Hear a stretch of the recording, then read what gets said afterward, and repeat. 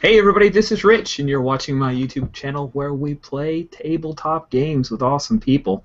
This is the fourth episode in the five-episode mini-series of Primetime Adventures, PTA, which is a game of television drama where you play the greatest TV show that never was. It's from Dog-Eared Designs. You can pick it up now. We got it off the Kickstarter. It's a nice little thin book with some loose card-based mechanics for resolution of the whole scene. And it's got all kinds of cool fiddly bits. If you want to find out more about this game, this is the first one you've jumped into, you should probably go back and watch the previous three episodes and the pilot and all that good stuff. Or you can check to ivorythorns.tumblr.com to read Andrea's awesome ongoing, or Jules also has a blog that was featured on Story Games Weekly. Jules, what is the link to your blog, by the way? Jules.ingame.wordpress.com. Yes. Okay. And she breaks down the game from her standpoint, and it's pretty awesome. So, there you go. There's lots of links for you to choose.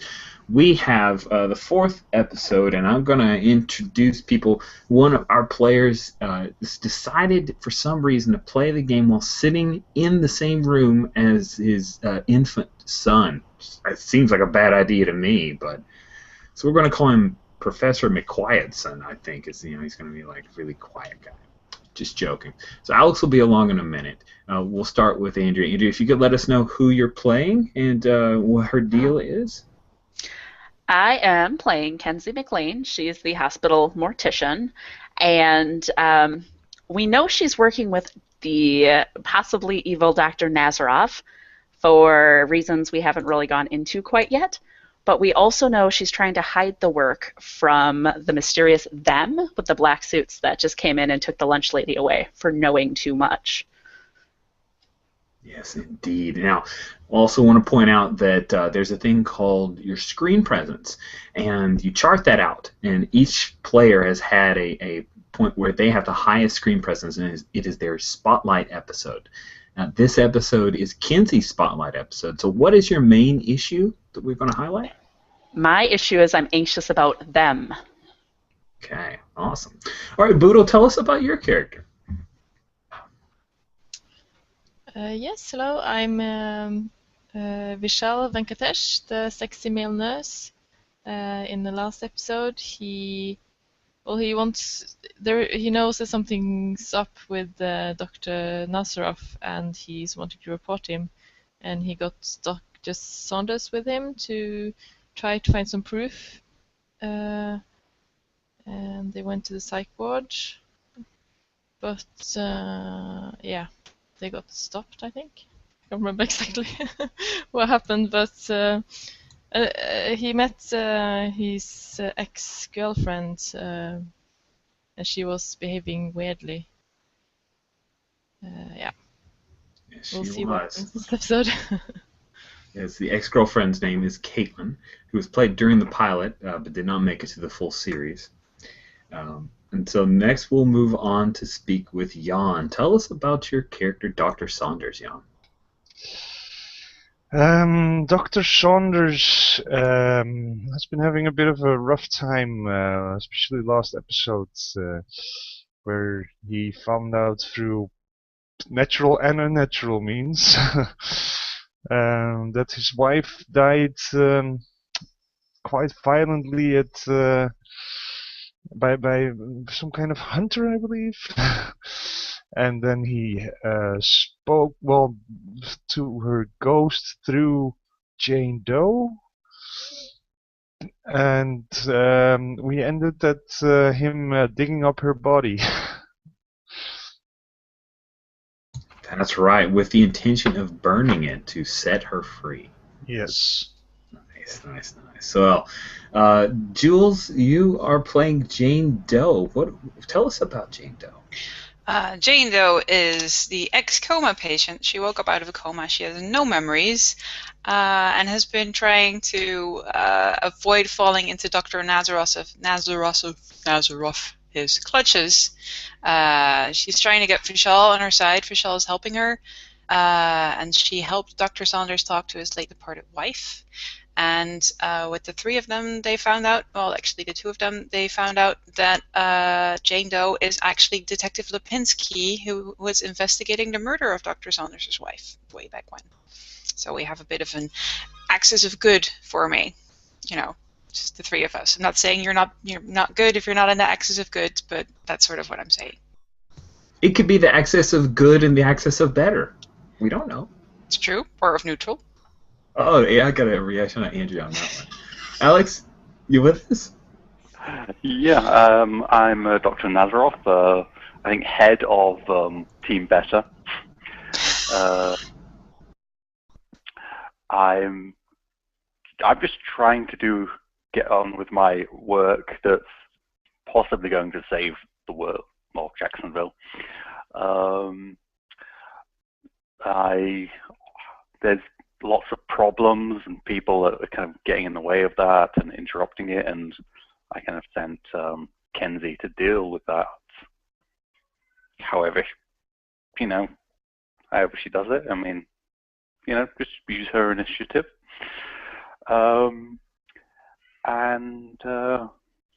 Yeah, I'm obviously the hero of the show. I think maybe we had a disagreement on what network it was on, if that's true. No, I'm joking. I mean, I'm not saying I'm not like a kind of Walter White type gray kind of thing. I'm obviously the hero. Nice, obviously. Team Better. The hero of Team Better, Dr. Nazaroff.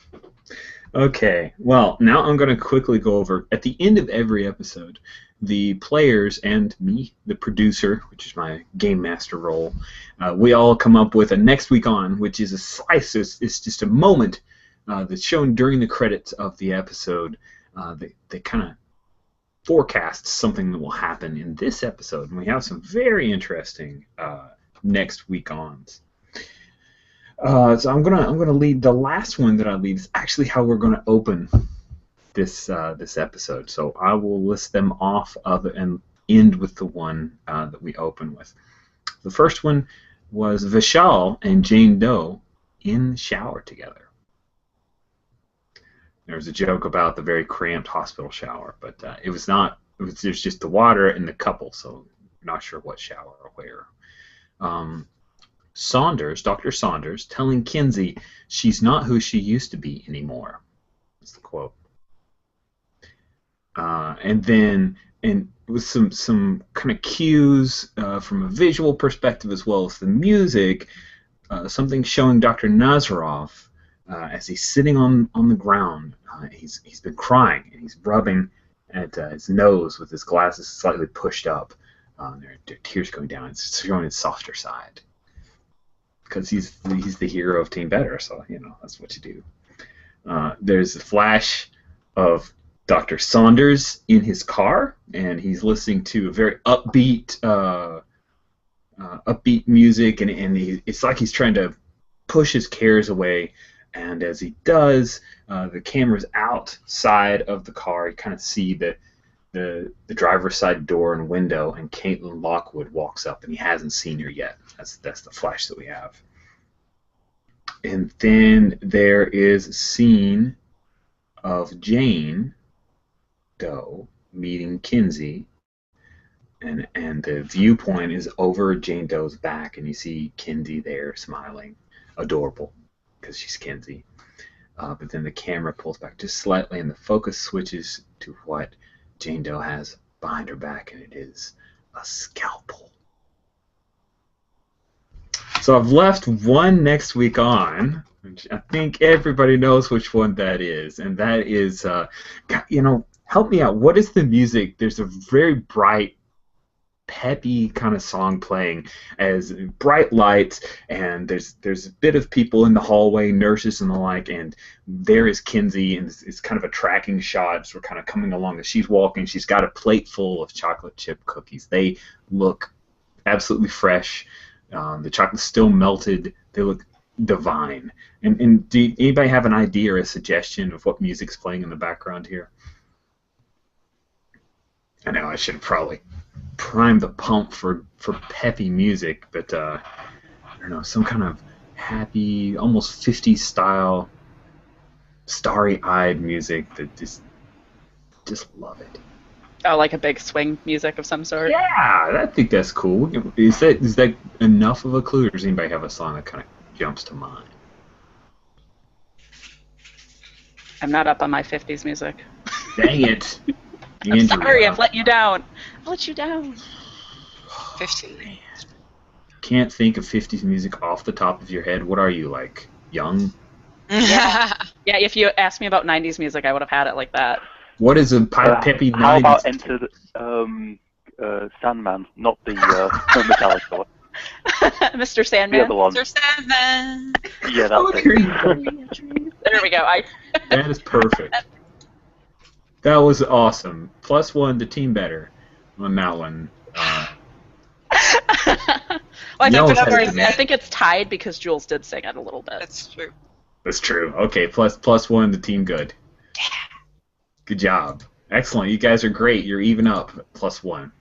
Okay, so then the tracking shot happens, and we have that Mr. Sandman. Yes, bring me a dream, and there are people coming and taking cookies, and Kenzie's not refusing to give them cookies, right? This is kind of a public, like, hey, I'm bringing cookies around, and it's a whole thing. Like, we've got a montage of her going into rooms, and there's like an elderly lady. She looks kind of lonely and forlorn, and then, oh, here's Kenzie, and she gives her a cookie, and oh, it's bright and happy, and then she goes into the kids ward, and the kids are all like swarming over her, and this plate is just always on the edge of not being completely full, and there's even kind of a top shot, and there are all these hands going towards the dish, and then the music starts to slow down a little bit as the scene continues, and we go through this montage, and around the periphery of the light starts to dim, and it comes to the point where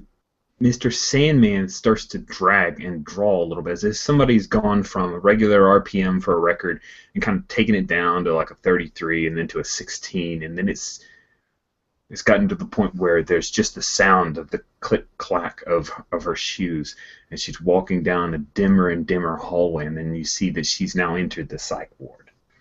And she has just a few cookies left on her plate. And at the end of the hall, so the kind of camera swishes around, you see there's a mop bucket, and there's Hugh. And he looks up and gives her a nod. And he's standing just opposite the room where Jane Doe is. And the camera zooms in, does one of those kind of quick zooms in to see Jane Doe there. She's in a straitjacket and sitting in her bed that has no sheet on it. It's just kind of like the naked mattress on an old iron bed. And here you are, Kenzie. Who do you go to? Do you go to Hugh, or do you go see Jane Doe? Where are you headed? So I'll stop by Hugh first. Hi, Hugh. Would you like a cookie? Well, of course. Absolutely, he says. He's one of those guys, like, fading athletes, maybe in his late 40s, starting to show a bit of a paunch, but still has some old muscle, and got a wicked tattoo on his forearm that I have to, like, put my way up because I'm pointing here and I'm off camera, so I'll do that. And he reaches and he takes a cookie and kind of holds it. How are you doing, Kenzie? Good. How are you? Takes a bite. So, what brings you to this ward? Just cookie deliveries. I made way too many. Looks like it. You're almost out, though. Not quite. Don't tell anybody, but I didn't expect to see you, so I saved you a few. They're in a little baggie downstairs. I'm sure you know where. Oh. Okay. Well, thanks. I'll head down there as soon as I finish up here. Do you have keys to all the rooms? Oh, I sure do. I talked to the administration before. I thought I'd hand out cookies. Wanted to make sure nobody was allergic or anything. There you go. Oh, that's great. He reaches over and pats your shoulder. I better get back to work. Munches down on his cookie there. Thanks, you. We'll see you later. Takes his mop. Sploosh. It's kind of that sickening wet slurp as the mop hits the floor. And there you are. You kind of look over and you can't help but notice Jane Doe. Jane Doe, you see a lovely red-headed lass who I don't think you've ever seen before. And if you read the magazines, this is a pretty big moment. There are people who have been secretly shipping the two of you for a while. So. Not that matters. Oh, no shippers. Yep. So she'll, knock. She'll knock on the door, but she'll say, knock, knock. Would you be interested in a cookie today, dear? Jane Doe looks down at her straitjacket. Oh, don't worry about that. And she, bustles in and puts down the tray of cookies and offers it to you. Would you like help eating it? I'll save it for later. Okay, your choice. Who are you? Who am I? Yes. Oh, I'm Kenzie. And Are you you are? Oh, no. I work down in the morgue. The morgue. Yes, the hospital has a morgue. It's very common in hospitals.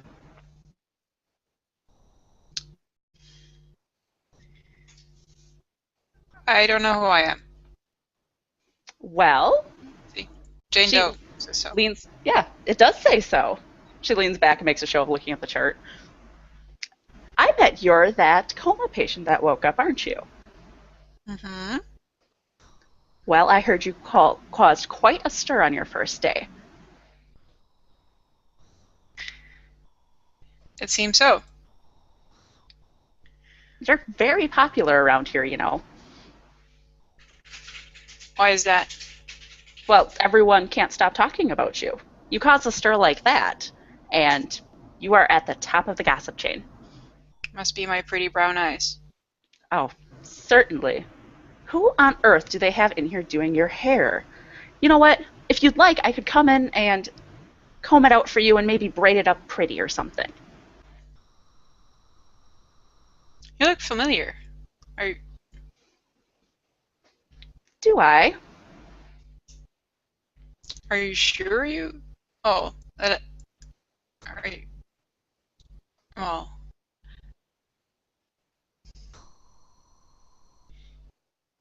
I don't know. Must be someone who looks like you. Well, I'm sure I just have one of those faces. As the two of you are talking, someone else appears at the door. It is the doctor, Caitlin Lockwood. And you see her first, Jane Doe. Mm-hmm. As Kenzie's being polite and giving her full attention. And then you hear the door is ajar, and then it does open. Kenzie, so you see, it's Caitlin. She says, Kenzie, I heard you had cookies. Oh, of course I do. I still have some left. Would you like some? That's all right. I'm trying to watch my weight. I'm sure there's no reason for that. You're lovely. Well, I should probably go. You should. Dr. Nazaroff sent me. I have some sedatives to use for you, Jane, to help you with your sleeping problem. I've been sleeping fine. That's not what your chart says, she says. She reaches into her little lab coat and pulls out a small, little vial. Kenzie, could you go over to that cabinet and get me a syringe, please? Certainly. How is Kenzie? Wait, this was Caitlin Lockwood, right? Yeah. How is Kenzie doing under the DEM pressure? Is that something that's noticeable? Has the audience seen that at all? That she's anxious about them? Oh yeah. So she's definitely, her face had kind of went from that openly cheerful to kind of that more guarded, forced cheerfulness.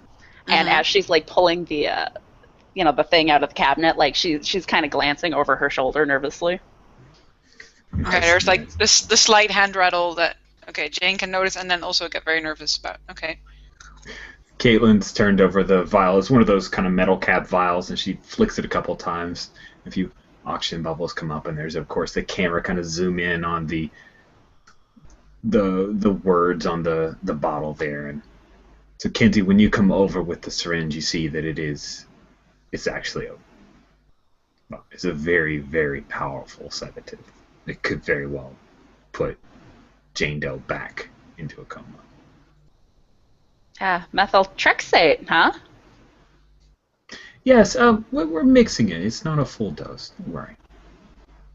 Oh, well, it's been a while since I've done my residency, but I thought that wasn't recommended for coma patients.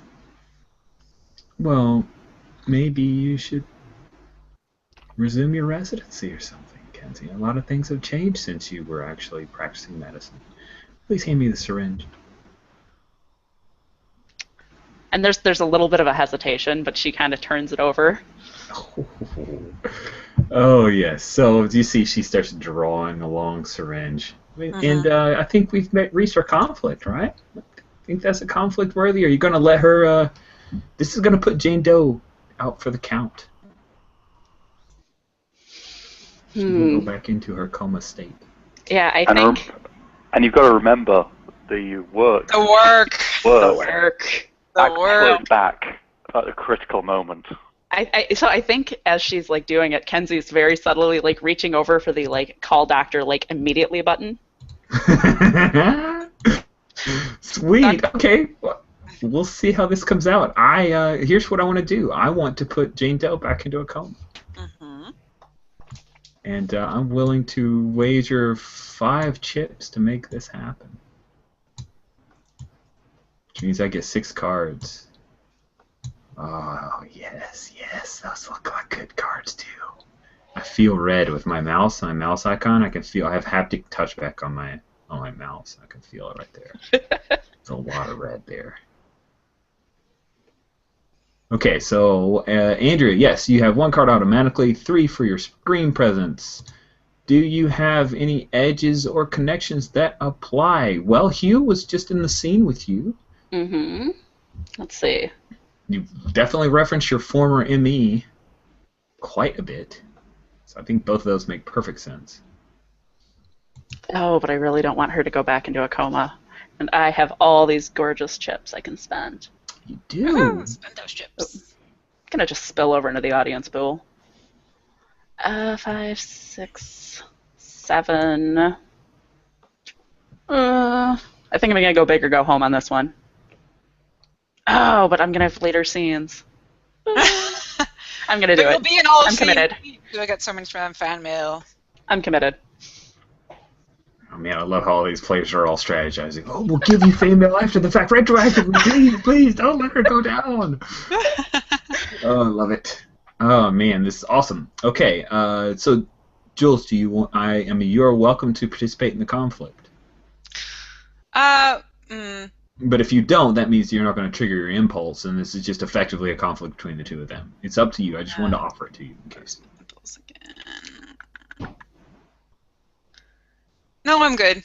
All right.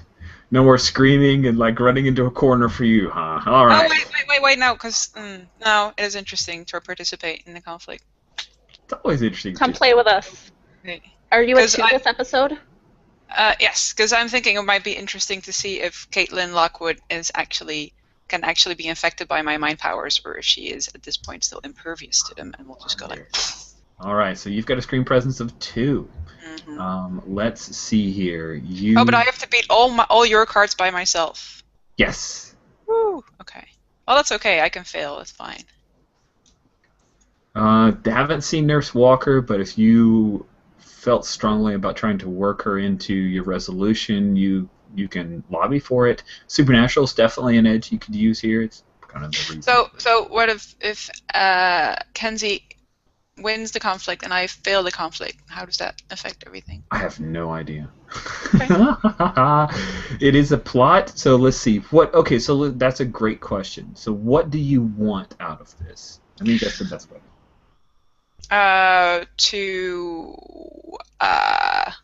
Well, at this point, Jane Doe has not realized that Kenzie is going to interfere, because as far as Jane knows, Kenzie has no reason to interfere. So she knows she's in a horrible situation she needs to get out of as quickly. So she might try to do something with her mind powers again, as in. Right, but what does she want? That's talking about the resolution. Oh, what does she want? To not, to not fall into coma, to get out of danger. To get out of danger. What does Kinsey want? Kenzie wants to keep her from going into another coma. Okay. So she doesn't. So if Kinsey won, she could very well let Dr. Lockwood put Jane Doe out, but not deeply into a coma. Right. Okay. But Jane Doe, you don't want to be put asleep at all? Is that true or not? A query from the writer's room. Yeah. Does Jane Doe want to actually escape just the whole situation, like the room and everything, the straitjacket, or does she just want to stop the? No, because she coma? wants to know what is going on here. Mm-hmm. Okay. Or maybe at this point, maybe that's more interesting for maybe she just wants to. She wants to measure strength with Caitlin and see if this is someone she can take in the future. Say again. So she wants to get a measure of Caitlin? That's what she wants? Yeah, maybe. Well, no. But maybe. no. She doesn't. No, that doesn't make sense. No, get out of danger. Not be put back into a coma. Okay. So get out of danger, and don't put her irrevocably down. Those are the two stakes that the two of you want. Does that make sense? I think so. Is it differentiated enough to where we're? I think so. Okay, Yeah. because I think that one or the other could be successful, and I think we can work it out. All right. So Good. are you good with 2 cards? I lost track of how many no. cards I was giving you. I have 2 now. Mhm. I will Supernatural makes sense to me here. add a supernatural card. I don't have my peoples. My peoples are not here.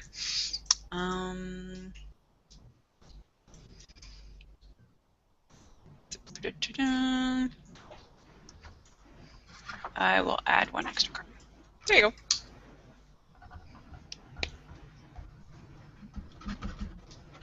Cool. I'm ready. Good. All right, let us flip some cards. Dun, dun, dun, dun, dun, dun, dun, dun.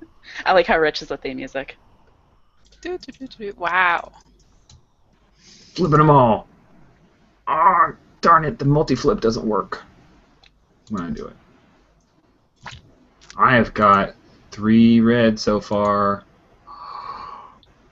Wait, I got 4 red? Is that right? 4 red? Mhm. Oh, so I'm gonna win. Uh-oh. Oh my gosh. So Jack high. Oh, okay. All right. Let's go with Jane. Oh wow, first. you win all the way. No, I don't. Ace is gonna. Well, so I win all the way against Jane. You win the conflict though. I do win the conflict. You're Excellent. going into a coma. Excellent. Okay, so you go into a coma, which is awesome for Mhm. me. Yes, for me too. And, At least I can think of some fun things. okay, so it was a plot scene. Nobody had more red cards than the producer. So the no but is the result that that Kinsey gets, and no but is you don't get what you want, but you keep it together.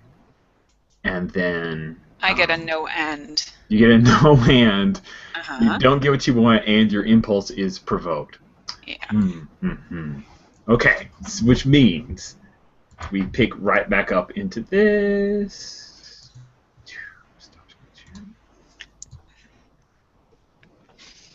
And the last thing that Caitlin had said was maybe you should revisit your residency. Things have changed in the past few years. Maybe you should take it up with Dr. Nazaroff. Hand me the syringe now. Of course. You would know better than I would. Thank you. She draws the syringe, and so your impulse is what? Jane Doe? Weak wellness. Oh, so how does this go? Is the needle? We got that kind of almost Hitchcockian like camera looming in on the giant needle, and the little drop of liquid there. Well, there hasn't been no conflict narrated yet for Jane Doe, right? Or is that normal? What do you mean? Well, oh, I see. She doesn't understand. Well, she's about to get stuck with some stranger lady, I guess, is the only thing that Jane Doe understands. Sorry. I see what you're saying. There was a little bit of conflict for Andrea's character. No. I mean, like, Jane Doe hasn't done anything to get out of the conflict that failed. Can I narrate that? Yes. What do you want to do? Yes, I'm sorry. I understand what you're saying now. Yes. So, anyway, so the two of them, and she hands the syringe. What does Jane Doe do? Well, I was thinking there was going to be an announcement on the speakers that say, Dr. Lockwood to, emergency Dr. Lockwood to administration desk instantly, or something like that, and then she just dismisses it, or like laughs, and goes like, Oh, I cute. love it. Yeah. Okay, so cool. Yeah, so she says, work is never done here. Well, we'll have to make this quick. And she moves quickly and just stabs you with the syringe right in the neck and squeezes it. And of course, camera can't show it, but there's just cold comes in, and you start to slump, and then we kind of do the point of view thing with the lids coming down, and then you're out. And Cool. then you have the heart monitor.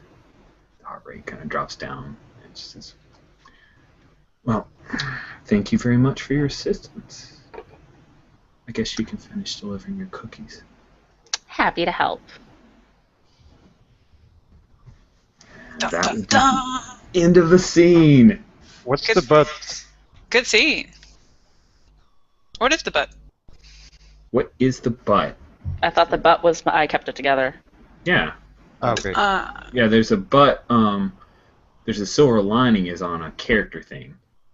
And the plot one is you don't get what you want, you keep it together. Or you keep it together. Yeah. So there's no... The but is that she didn't lose herself to them. Cool. All right. I have lost my little cheat sheet. There it is. Okay. We have a switch up here. I'm confused. Feeding is happening, so Okay. she's going on wireless, and I'm not a sexy male nurse. I do not think you could pull that off. I'm sorry. Let's dare you, see. sir. All right, I'm a little thrown off here. Let's see. Let's jump around. Awesome. So let's have a scene with Dr. Saunders, because I really want Vishal here. For Vishal's scene, we've already had Jane Doe. I cannot wait to jump into that scene because I have ideas. So we'll talk with Saunders. Yeah. Cool. And you guys did move the spent. Yeah, you did move it over. What's this one? There's one chip in the middle. I don't see it. I think you're hallucinating. I think Again. 2 chip in the audience thing. Stop hallucinating. There's 2 in the audience, and now I see it. One. Yeah, what is that? I have no idea. That just It wasn't literally there at appeared. all. You just create one just to corroborate your. No. I got flipped over to make sure that. Oh, whatever. Fine. Conspiracy. You guys deal with that. Ugh. I think that's the extra one for the audience because you had 6 cards, correct? Correct. 6 cards, but I automatically get 1. I've spent 5 to Right. get more. Right, but there should be 3 in the audience. Jewel should have 1, and I should have Oh, 1. did somebody spend 1? I think you guys have spent some. Is that it? It's basically 1 that was spent. Yeah, I spent 1, yeah. No. All right. And 2 have been given away from the 5 that went to the middle. Math. Yes. Oh, Lord. So much math. Mm-hmm. All the math. I don't play Pathfinder. I don't do math, guys. Okay, sweet. So it's awesome. I have no idea how Jane's going to meet Kenzie with a scalpel behind her back. I'm so excited. Sweet. So we are going to begin with... we begin with a scene in the parking lot. And it's a scene looking over the hood of Dr. Saunders' car. And we show Dr. Saunders, and his face is kind of unreadable. This is the morning after. This is the next morning after you burned the corpse of your wife in front of her open grave. So what's the expression that we see on Dr. Saunders' face?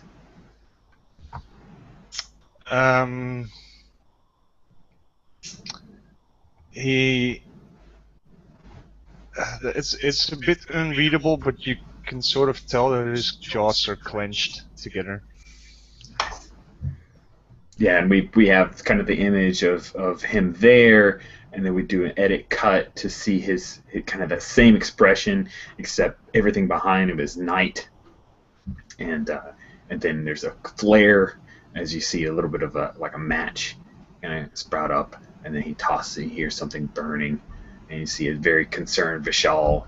You know, he's much more emotional, but Dr. Saunders has that mask. You know that there's slippage to it. It's not perfect, but he's keeping it as contained as he can. And we edit back and we see him sitting in his car, and there's some music that's on. It's I cannot think of the name of the song. Like I've totally had a song in my head as I envisioned this scene back during the next week on, and I can't. Sing it for us then. No, because I can't even remember words. I just it's got some horns, and I know if I sang half of it to my wife, she'd get it because she has like this amazing ability with songs, but I can't. So there is an upbeat song on the 80s station. I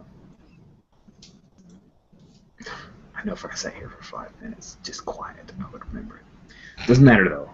We don't have a budget for that, so we got to keep pushing forward. So we have cover. Pina Colada song. The Pina Colada song again. There you go. Yeah, it's a callback. There we go. We go with the Pina Colada song because we paid for rights, so we can reuse it. And that's when we see a little bit of a break for Dr. Saunders. He's trying to just push it away and think of what is the touchstone that he uses to try to bring himself up away from this sadness. You know, what does he look at in a car, or what's going on in his head that we visually can see? The camera basically pans over to the because he's sitting behind the wheel, right? Mm-hmm. And it just pans over to his hands on the wheel, and he's just moving his ring finger, like tapping it against the steering wheel. Basically, his wedding ring, tapping it against the steering wheel. Wow. Nice. Cool. Okay. Caitlin Lockwood walks up to the car, and she leans forward and... Sorry, I can't help the weird juxtaposition of it, but she clicks her engagement ring with Vishal. She uses that to clink against the window. And she's leaning forward. Of course, this is HBO, so it's like a low-cut dress, you know. You gotta see a little bit of cleavage. I can't help it. It's not me. It's the people who watch the show. Game of Thrones, it's HBO, it has to happen. Sorry. You know, she knocks on the window. What do you do?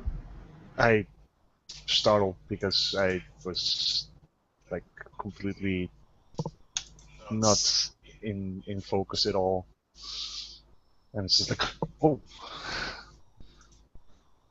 and then I sort of look at her and go like, okay, and then I push the button to roll the window down. Sorry, didn't see you there. That's all right, Dr. Saunders. How are you? There's an awkward pause, and then he says, I'm fine. How can I help you? I wanted to talk to you about Vishal. I understand you two have been spending some time together, and I'm a little worried about him. Is everything okay?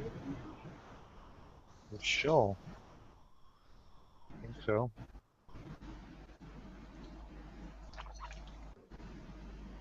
It's been having some some disagreements with Dr. Nazarov, but that's about it, I think. Yeah, he really hates Dr. Nazarov. Do you think he's right? What's About Dr. Nazarov, Nazarov's deal?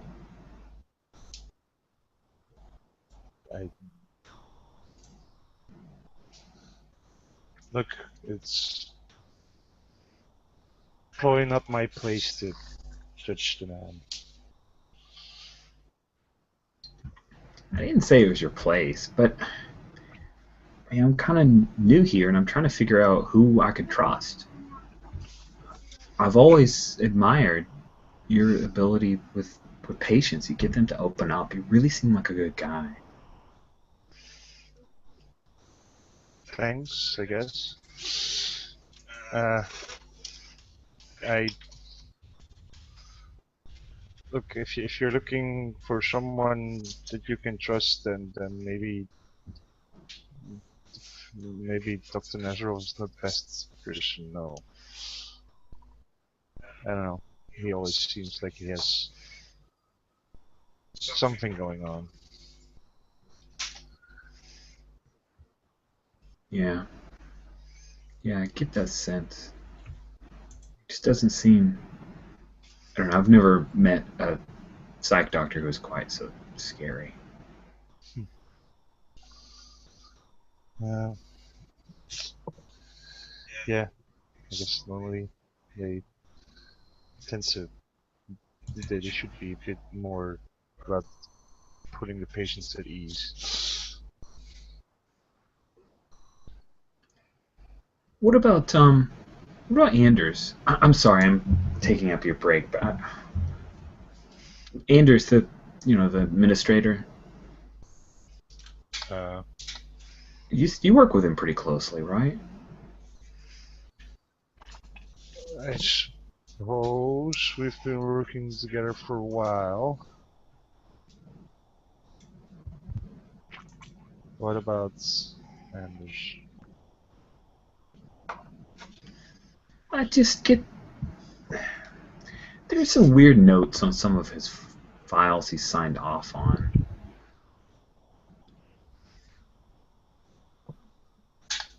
Like what?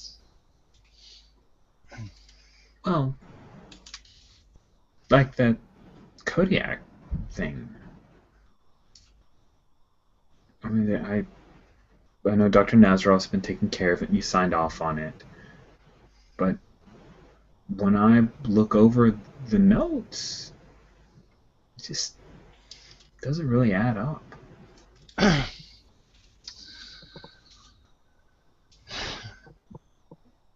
Doesn't add up in what way? That this guy was attacked by a Kodiak? I mean, I saw Kinsey's notes, I see your notes. They don't really seem to agree. What's the truth?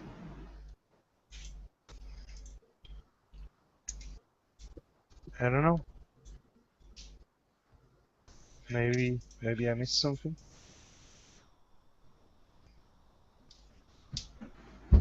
That's not good. You don't think that Lydia will find out, right?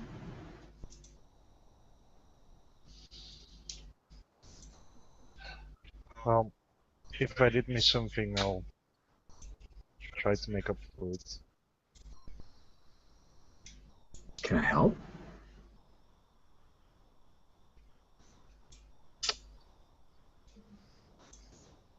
Maybe.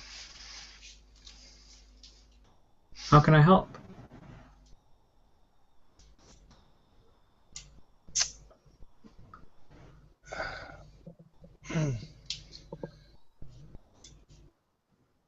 I don't know. I wish I could re-review that case, I guess. That's of course going to be difficult, but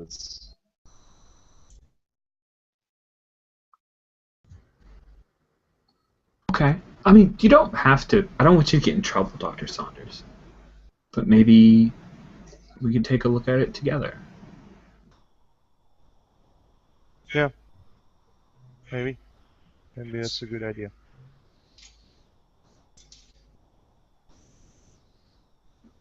Oh, okay. Well, I'll let you get back to your song. I'm sorry. It's okay. It's suddenly realized, like, well, that song. Turn off the radio, sort of.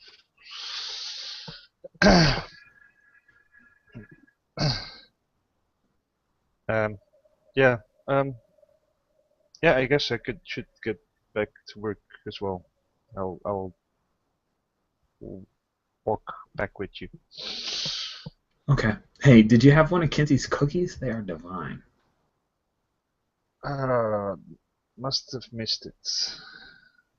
Sorry, I had a bit of a rough night. Cool. Okay. Well, she waits around for you to open your car door, and Yes. and we'll kind of do a shot of the two of you headed back out of the parking lot back into the hospital. All right. Cool. So just to kind of step away for a second, I saw the potentiality of a conflict of, like, is he going to go back on his word? But seems like you're open to it, so I didn't push any harder, and we'll just call that Oh a scene. well, yeah. I think, like, he was very much an apologetic doctor trying to wave away all the weird things, and I think with everything that's been going on last episode, he's slowly realizing that maybe he should open his eyes a bit more. Cool. Okay. Well, I see that as a setup, and maybe we can kind of revisit Yes. later. It didn't have to be a conflict. That was the only conflict I could think of for that scene, was confronting That's fine. him with what before he had denied. Cool. Awesome. Cool. I have a scene now. I will jump to, unless anybody have scenes that they want right now, because I have a scene I can definitely jump to. At some point, I'd like Kenzie to go find Dr. Nazaroff and tell him they have a problem. Let's do that right now, because that makes a lot of, like, chronological sense. And it makes I'm a sense fan of in that. front of what I was thinking of, so let's do that. Awesome. So let's pick up with Dr. Nazaroff's scene. I don't think he's crying yet, because... Yeah, I don't think he even knows about that Jane Doe is back in a coma. Not yet. Happily going through all his reports and data that he collected. He's probably whistling a little tune. Nice. Cool, so there's a knock at your door at your office, and this lets you refresh things that you haven't used, but Kinsey comes to visit you. Are there cookies? No, she's probably out of cookies. Perfect. This is great. less about cookies. I just want to make sure. That's perfect. So it's like the Alex. Your Alex. mic.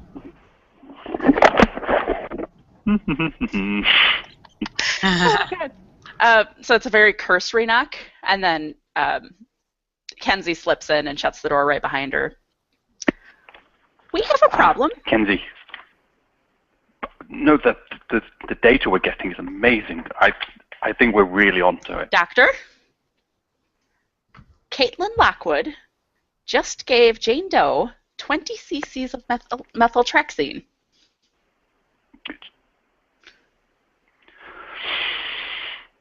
She what?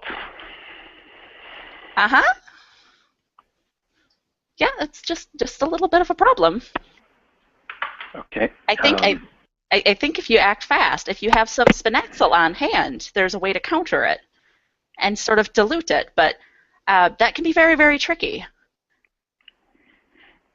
But she's... If they want her back in the coma now... She said it was on your orders. I mean, obviously it wasn't, right? Of course not. This goes against everything. Okay. Okay, yeah, we need to move her. doesn't matter if we wake her up. They'll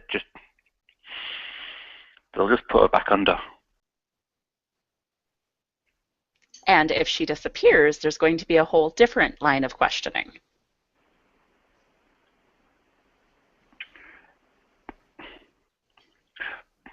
Well, we know there's other people who have been asking lots of questions recently and snooping around the psych ward.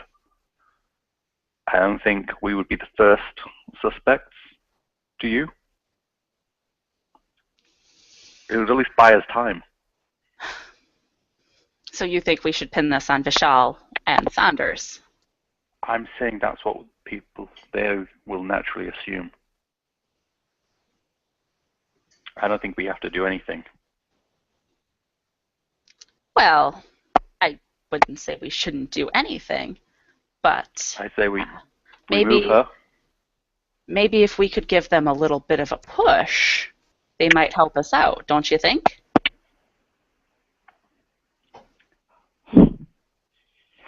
Those fools are blundering around. They don't need to know what it's for. I'm all ears. I'm all ears. Well, they're just worried about her, right? Yeah. So, if we can convince them, maybe, to take her, I don't know, to their house, one of their houses, for safekeeping. And then if there's any fallout, it doesn't come back to us. I see your thinking. And if the worst happens, we always have the other patient. He's not as far as long, but it's a risk. But I don't know.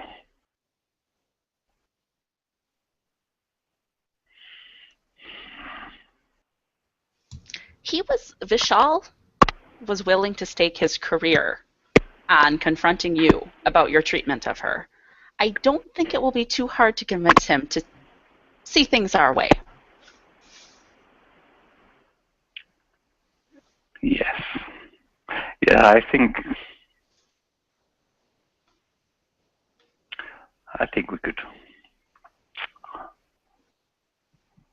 Yes. You're winning me over for this line of thought.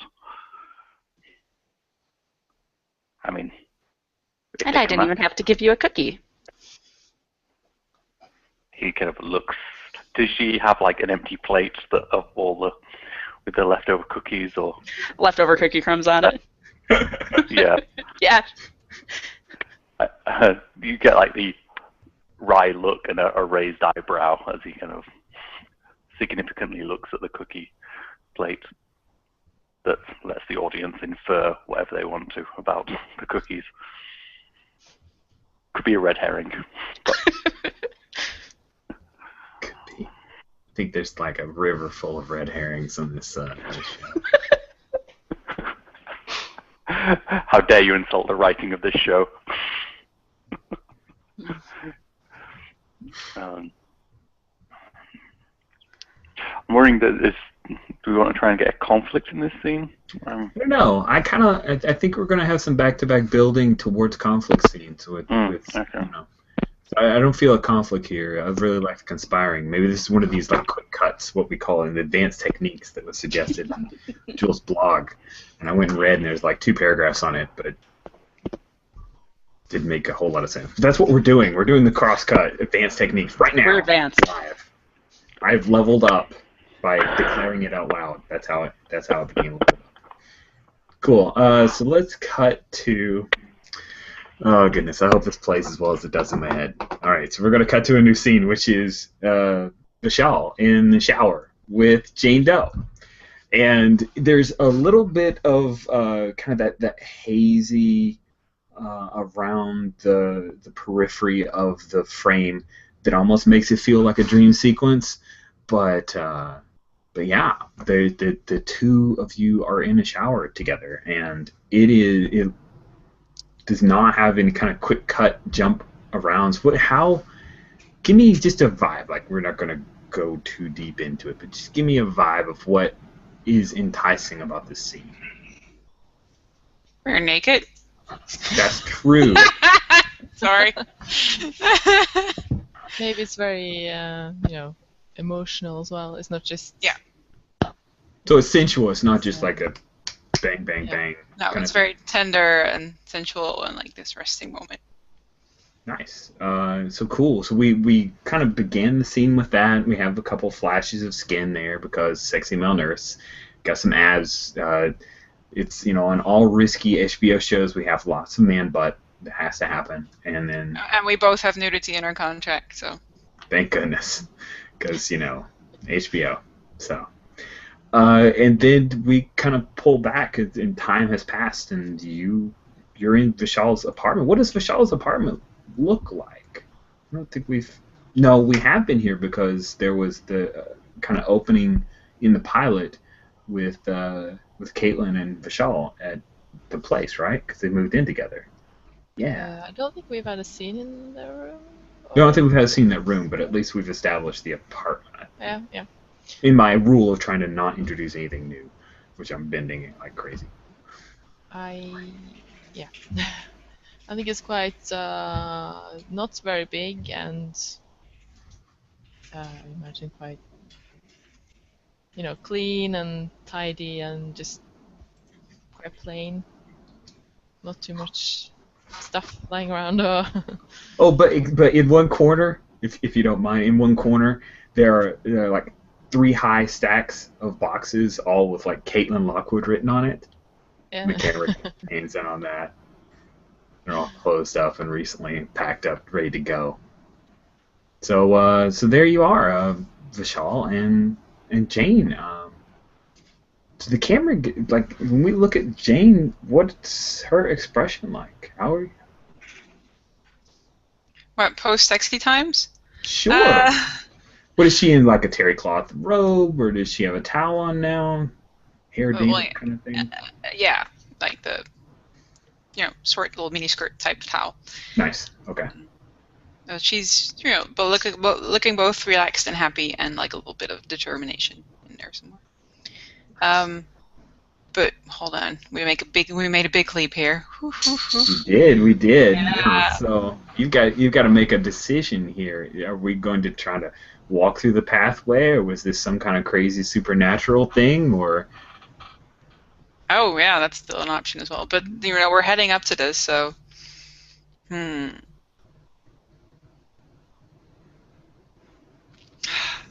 a big choice, man. Sorry, I knew I threw you in the deep end here. Well, we don't have to answer anything. It's just. That's true. We can just kind of move the scene forward. And play it in a slightly inscrutable way, and we'll find it as we go. Yes, it's true. So, do you remember who you are now, or could that be quite interesting? Suddenly, after. Yeah, no, I can definitely do that. If we know where we are in the chronology, if it's a real world, I guess it doesn't really matter if it's real or not. It's not for Jane. Okay. Well, then we can just fall on the bed or whatever. So, how do you feel now? I mean, this is not the nursing station, so how about your nursely responsibilities? I don't care anymore.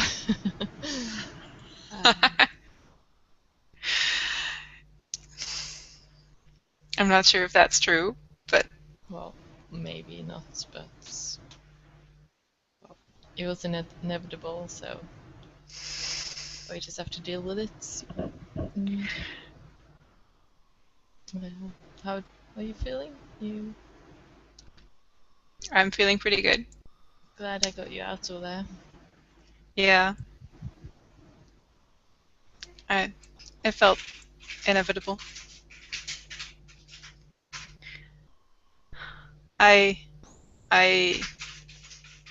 pointed at the boxes and I was like, I saw her at the hospital. Oh, yeah. Well, I tried to talk to her, but she's just avoiding me. I wanted a How? proper breakup, but she didn't want to talk to me anymore, so I just have to move on. What did you like about her?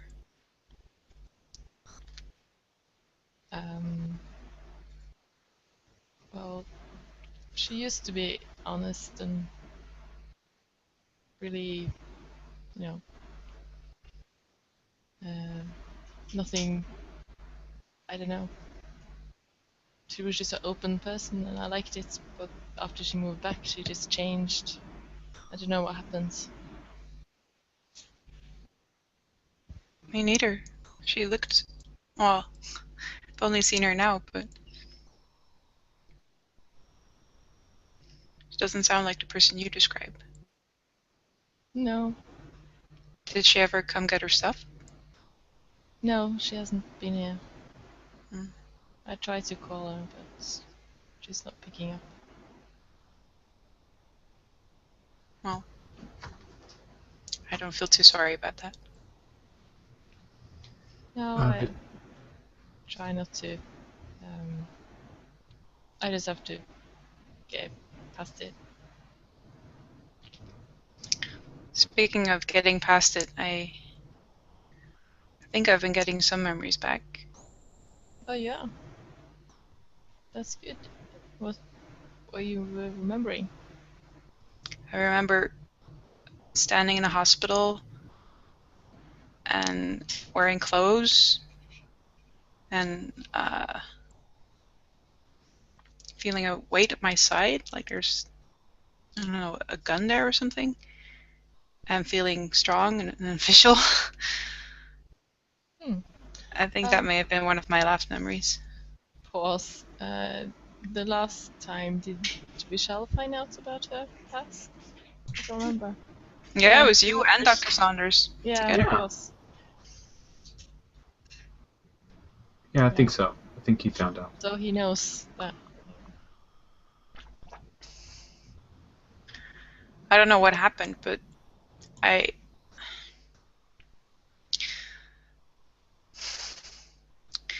still want to know if I started this investigation at some point. I still want to finish it. Yeah. Well, That almost sounds like... Is there a conflict here? Is Jules still interested? Is Jane Doe still interested in uncovering the truth? You're out? That is true. But the conflict has to have both outcomes be equally interesting. We go like, oh, we're not interested anymore. Fuck this shit. That's not very interesting. Fair. That's fair. You win the conflict, you just walk away, you're off the show. She doesn't even show up for the 5th episode. What? Yeah. Fair point. Fair point. would we shall have shown her the file? Did they get the file out? I can't remember that. Dr. Saunders and Michelle showed it to her, yeah. Yeah. Yeah. Dr. Saunders was a bit ragey. I mean, there's something going on at the hospital, something really weird. Yeah, and if you know. I think I've changed, and Caitlin has changed. Maybe and you I are close don't, to something as well. And I don't know who's been doing all this changing.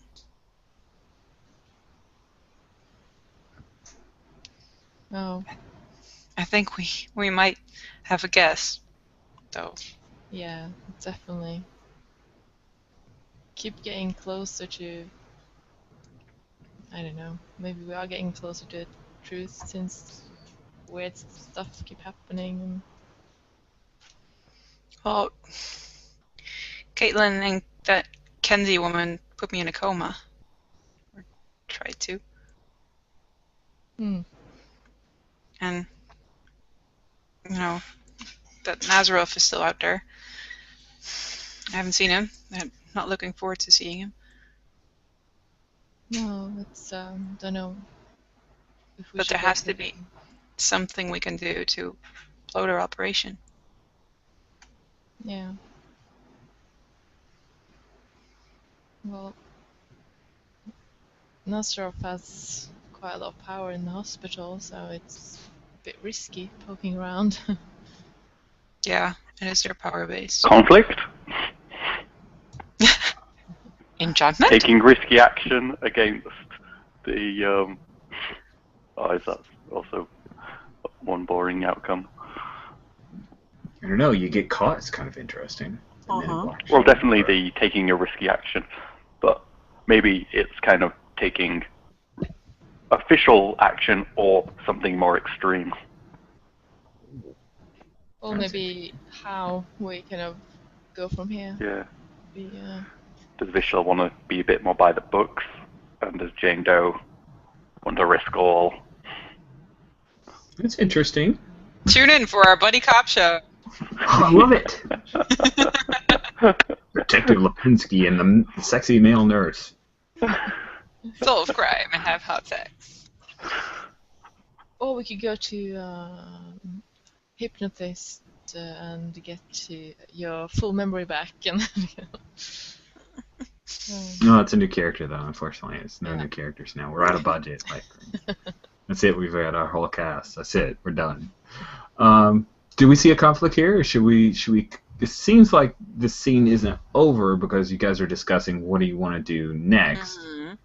Go through official channels, go to Lydia Basalt, or take down Dr. Nazarov through other means. Well, one of those things sounds way cooler than the other thing, though. They'll both be cool. You guys are the ones doing it. That's true. I mean, if we know what all the cool things are, let's just storytell it. Yeah, that's true. All right. So what do I want? I want the two of you to be discovered. Well, how about confront him ourselves or go to the press, which will probably get us into trouble with the Men in Black. I like that. Which we don't know about. Would want So to is go this to the press. one of you going into conflict, or both of you going into conflict because you're both going against the producer? Right. I still think it's a bit weird to make decisions like that based on conflict. I know. Well, we can cut here. I definitely have some conflict coming. I thought I had some conflict of I thought it'd be cool if Caitlin just called or showed up. Could still happen, Or we can go through her boxes and see if we find something interesting in there that might give a clue. But then we're playing Cthulhu. Yeah, No. we're not gonna. There would be a conflict here if one of us was not motivated to uncover the truth, but we both are. So I don't think. Yeah, I know. Does the sound of Caitlin's car pulling up in the drive present a conflict? An interesting conflict? Because you don't want her to know that Jane Doe's here, I would think. Oh, writer's note. Maybe she is coming to pick having- up her stuff. Having Sorry? Caitlin turn up would definitely put maybe Vishal and Jane Doe on different sides of Jane Doe being very like, oh, we have to take her down. She's up to no good. She's evil. Vishal, oh, that's my ex-girlfriend. I think that's it. We're broken up, but I don't want to kill her. There was several minutes ago when I was like, I think I have a conflict in mind, but I'll let you guys kind of play through, and then I walked away from it. So I'm bringing it back. You hear a car out in the drive, Vishal, and when you look out, you see, sure enough, it's Caitlin's nice, spiffy red car. She's come. She's here for some reason. They're so long. Oh. Damn it.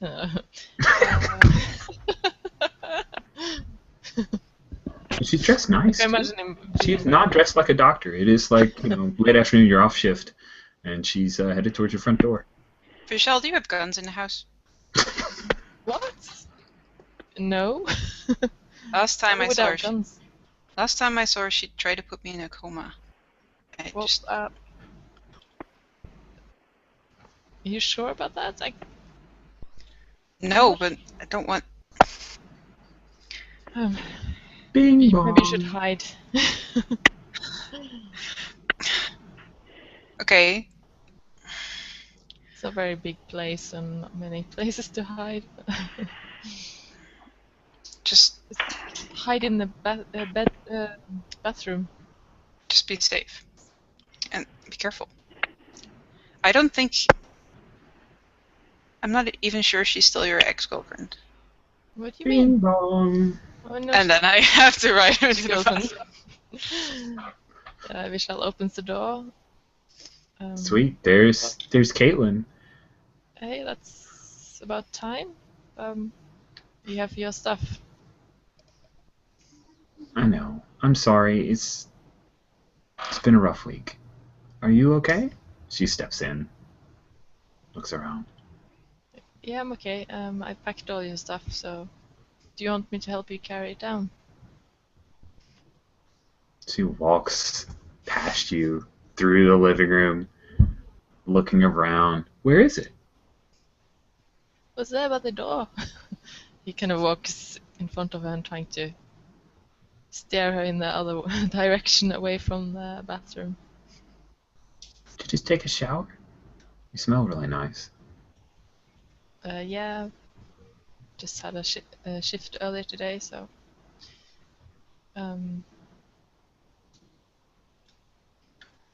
Well, what do you suddenly want to talk, or? I mean, I've tried for ages to reach you.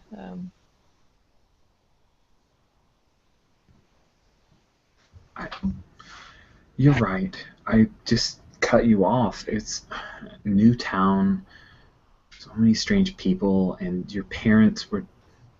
I'm sorry, but they were awful. Well, And I just didn't want you to disappoint them because of me. I saw who you were with at the bar, and she looks really nice. doesn't make sense. My parents loved you. No. They were just using me as a way to beat you down. You didn't see that?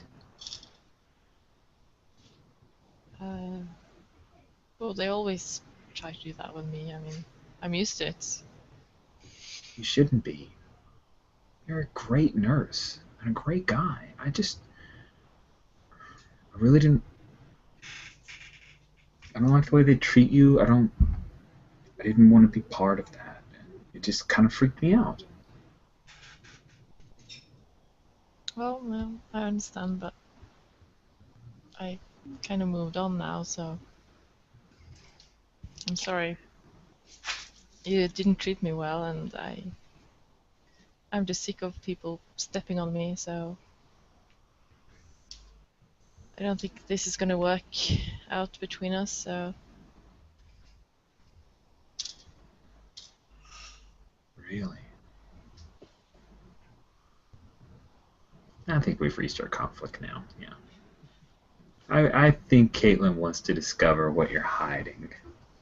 yeah, maybe she notices that I'm kind of looking at the Yeah. bathroom door and just, yeah. Oh, Vishal. Vishal with your screen presence of 1. Oh, Vishal. Token from my pool to Vishal. Oh, you're going down. And for mine. That's okay. Maybe we'll have a follow-up conflict. We'll kind of do our advanced technique of like back-to-back conflicts here, because I'm sure the chain doe's not going to go quietly this time around. Okay, so here are my 5. Oh, let me screen share so people can see our wonderful revelations. Present to A everyone. quick viewer query. Has Vishal been topless the whole time? Of course. Yeah. Yep. I think it's in his boxes still. Nice. Sweet. Okay. Here we go. All right. Well, yeah, it's lots and lots of fan mail being spent there. You might have a snowball's chance. Everybody done? I want to use a couple as well. Let's see if you have any edges that make sense too. Let's make sure. The parents got mentioned. Yes, they did.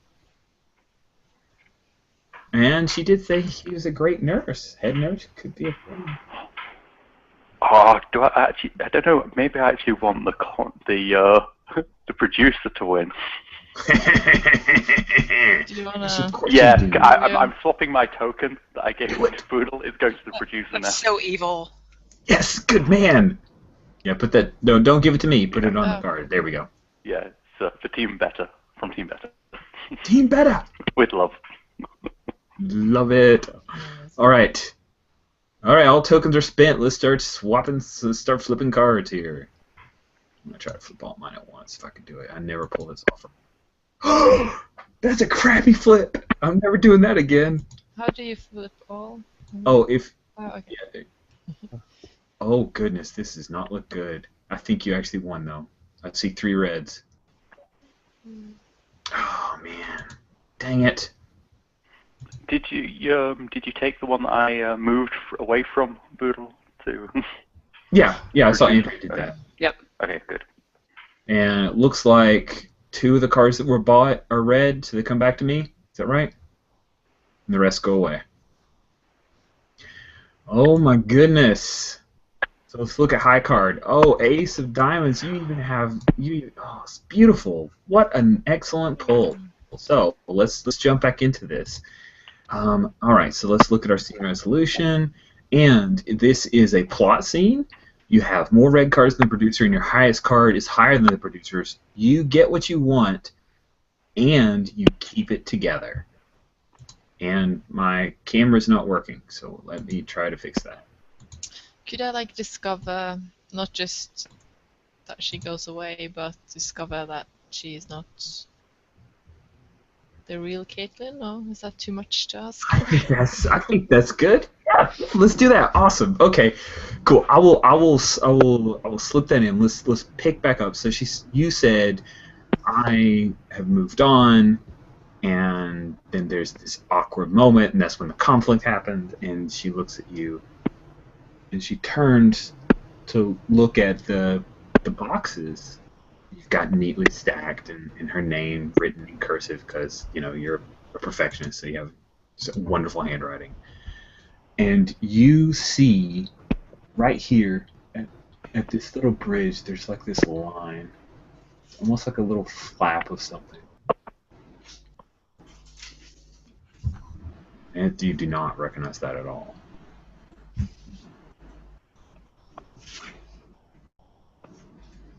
Oh, do I wanna But you got something there. And I touch her, touch it, and Oh, when you touch it, it starts to peel away, and she slaps your hand. I've got. Well, listen, I'll send some people. I've got to go, and she'll start to head for the door. Oh, what about your stuff? I'll send someone. I don't care. And she's pushing for the door and starting to pull the handle.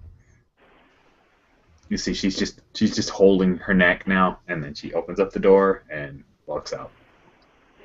Okay. Michelle goes into the bathroom, and you're right. It's not her. Something weird is happening.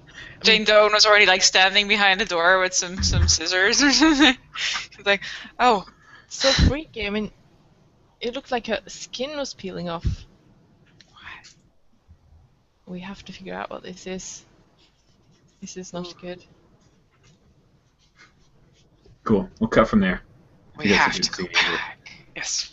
We have to go back. Oh, I love that. That's a great. Sweet. So we cut to the cafeteria, and it is Kenzie in the cafeteria, and she's got her tray, and she's moving along, and there's Lucille. She's got her hair pulled back into a bun, and she looks a little less disheveled than before, and she says, "Hello, Kenzie. Those cookies were not exactly authorized by the lunchroom." I'm sorry, Lucille. I just thought everyone needed a little ray of sunshine today. Well, did it work? I think so. I'm seeing more smiles. Well, good. I just hope the administration isn't upset. Oh, no. No, they knew it was coming. I had to make sure that there was nobody allergic to chocolate. Oh, so you followed the proper forms. That's good. Corin. Well, how are you, Lucille? I'm great. Thanks for asking. You look better. I Yeah. feel better. Oh, good. Good. Uh, so, mashed potatoes with hamburger gravy today? Yes, it's Thursday. I like to have everything organized. And you do a good job. Thanks. And she rings you up. Do. There you go. Get your food. Thanks. And let's see. Is that a whole scene? Maybe that's the whole scene? I don't know. Maybe Dr. Saunders is here. Huh? Maybe we bring in Dr. Saunders here? I vote yes. I vote yes, too. Sure. Awesome. So, Dr. Saunders, this is some time passed, right? So we've gone from you walking back in with Caitlin, and some time has happened. Has not happened. Time has passed since that point. So we're later in the afternoon, almost late lunch type time frame. So you come into the lunchroom, and there is Kenzie, the person who's giving away all kinds of cookies. And you heard that there was there's something to do with Jane Doe. Probably heard a little bit about that. She's gone back into a coma. Right. I totally picture. So Kenzie walks away with her tray, and as soon as she's 5 steps away from Lucille, there's this big sigh of this big exhale. And she very deliberately straightens her neck, and she's like, "Okay, just keep walking, keep walking," and slides down at a table with her back to Lucille. Not eating with Dr. Nazaroff. I like that. I like that we've kind of broken from that routine, so there's definitely something different here. And Dr. Saunders will sort of you'll see him spot her, and then he walks over to the table. Hi, Dr. Saunders. Miss Lane, how are you doing? Oh, I'm good, but nobody calls me Miss Lane. I thought we were past that. Well, formalities, sorry. Kenzie. Formalities? That Yeah. sounds kind of ominous. And she she gives you a very deliberate once over. I'm just a bit out of it. I had a rough night. I heard you were handing out cookies. Yeah. Sorry about that, Doctor. You should have come in a little bit earlier. They're all gone now. Too bad.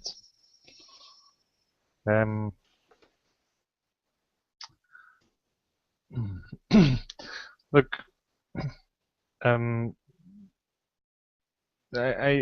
know that earlier I wanted to apologize. When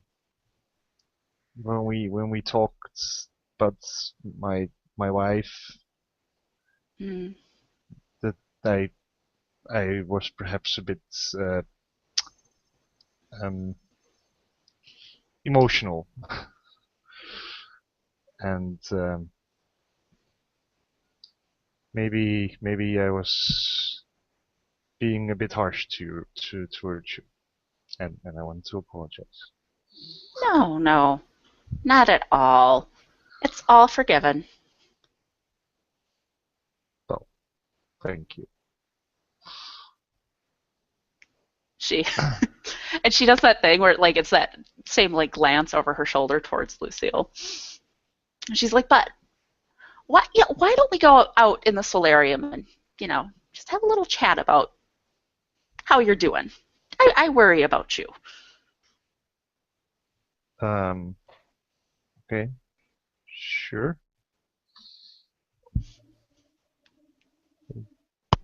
Something going on? Is something going on? No, it's fine. Just smile and walk. And she leaves her tray like untouched on the counter, and kind of links arms with Dr. Saunders. Cool. I think we'll have that transition of like the stale interior lighting, the two of you kind of walking out into a little bit of daylight as you head out to the solarium. So there's definitely a different pitch to the lighting, and the colors look brighter. It's loose. You're not headed to the smoking area, but we've kind of seen this solarium before. You're alone, more or less. Okay. Oh, we're still going. Okay. I wasn't sure if we were fading off or not. Oh no, I think I'm hoping I know where we're going. So let's leave that there. So I think this is the I absolutely need to know whether or not Vishal has actually sneaked Jane Doe out for plot reasons. I think you do need to know that.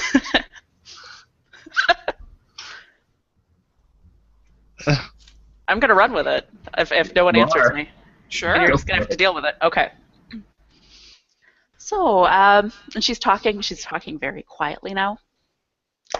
And very, she's still got that Kenzie perk to her voice, but she's obviously keeping the tone down. So, I heard you were looking into Jane Doe's case. Yeah. It's, after that argument, that I wanted to make sure that she's doing okay. Are you doing it for Vishal? He seemed very upset. I don't know.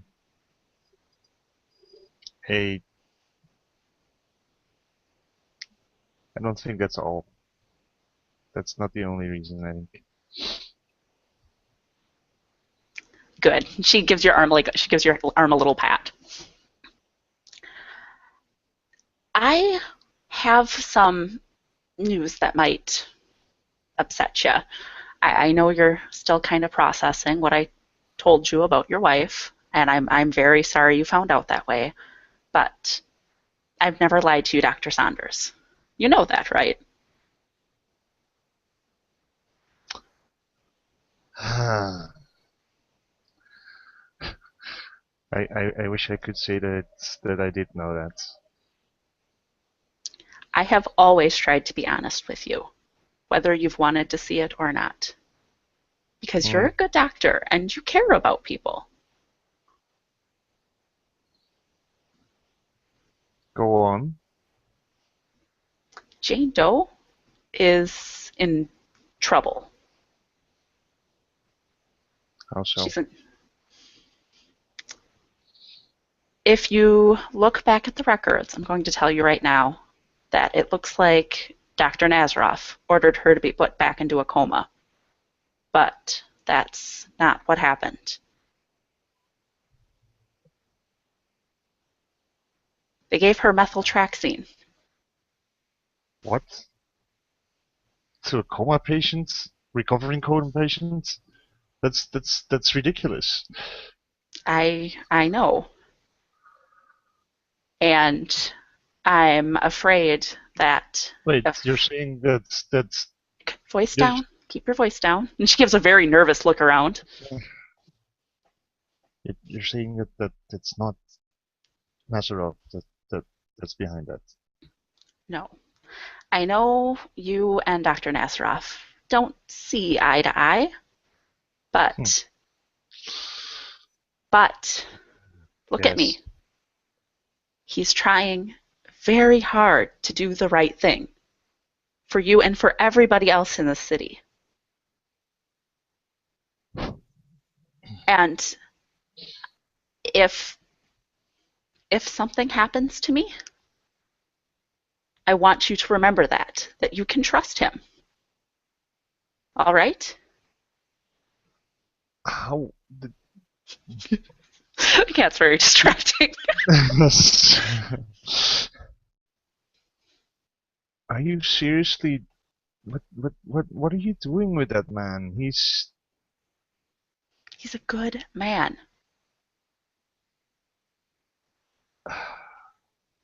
You should have.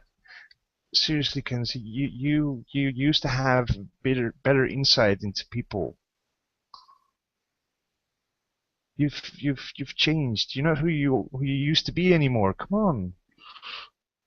How do you know who I used to be? I know people, Kenzie. Dr. Saunders, I'm trying to be honest with you. You don't have to understand what's going on, but I need you to trust me, and I need you to trust Dr. Nazaroff, whether you want to or not. He's one of the good guys. Not friendly, no, but he is one of the good guys. And you need to get Jane Doe out of this hospital before they kill her. But Fischel said that he had some sort of weird interest in her in Jane Doe. Fischel has a weird interest in Jane Doe. Well, are you saying that Nazarov doesn't? I'm saying I know what Dr. Nazaroff's interest in Jane Doe is. And he's trying to help her. He's trying to help everyone. Well, if you want me to trust him, in fact, if you want me to trust you, then maybe you should tell me what his interest is, what your interest is in this.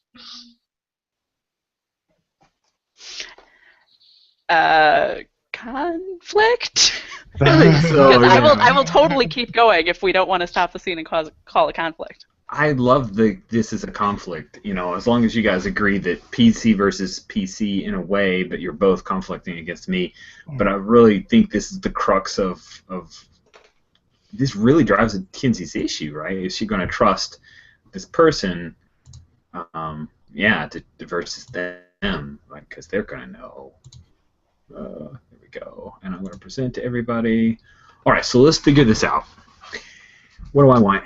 I want them to know this conversation is taking place. What does Kinsey want? I think what Kenzie wants is to give the appearance that nothing has changed in whatever arrangement she's made with them. Everything is going along just as it should. Nice. How about Dr. Saunders? Is he involved in the conflict? Or are you gonna? I'm trying to find out what their interest is in Jane Doe or Lipinski, as the case may be. Cool. All right, I am as is my want. I'm going big, or I will go home. I'm spinning for 5. Give me 6 cards. Andrea gets. Yep, screen presence automatically, and we have. So sorry. We have, and we'll probably take bio break after this. Whoa. Or after the scene ends.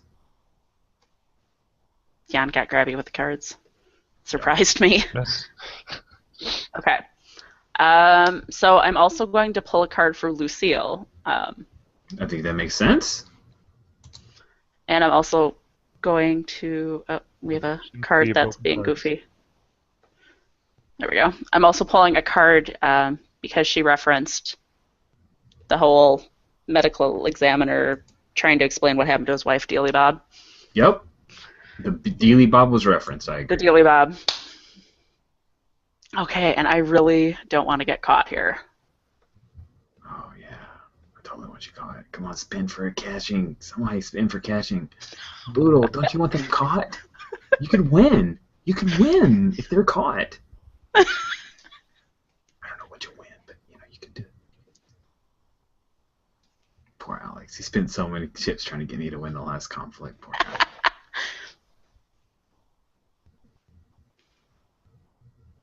so many tokens. I'm spending 3. That's so delicious.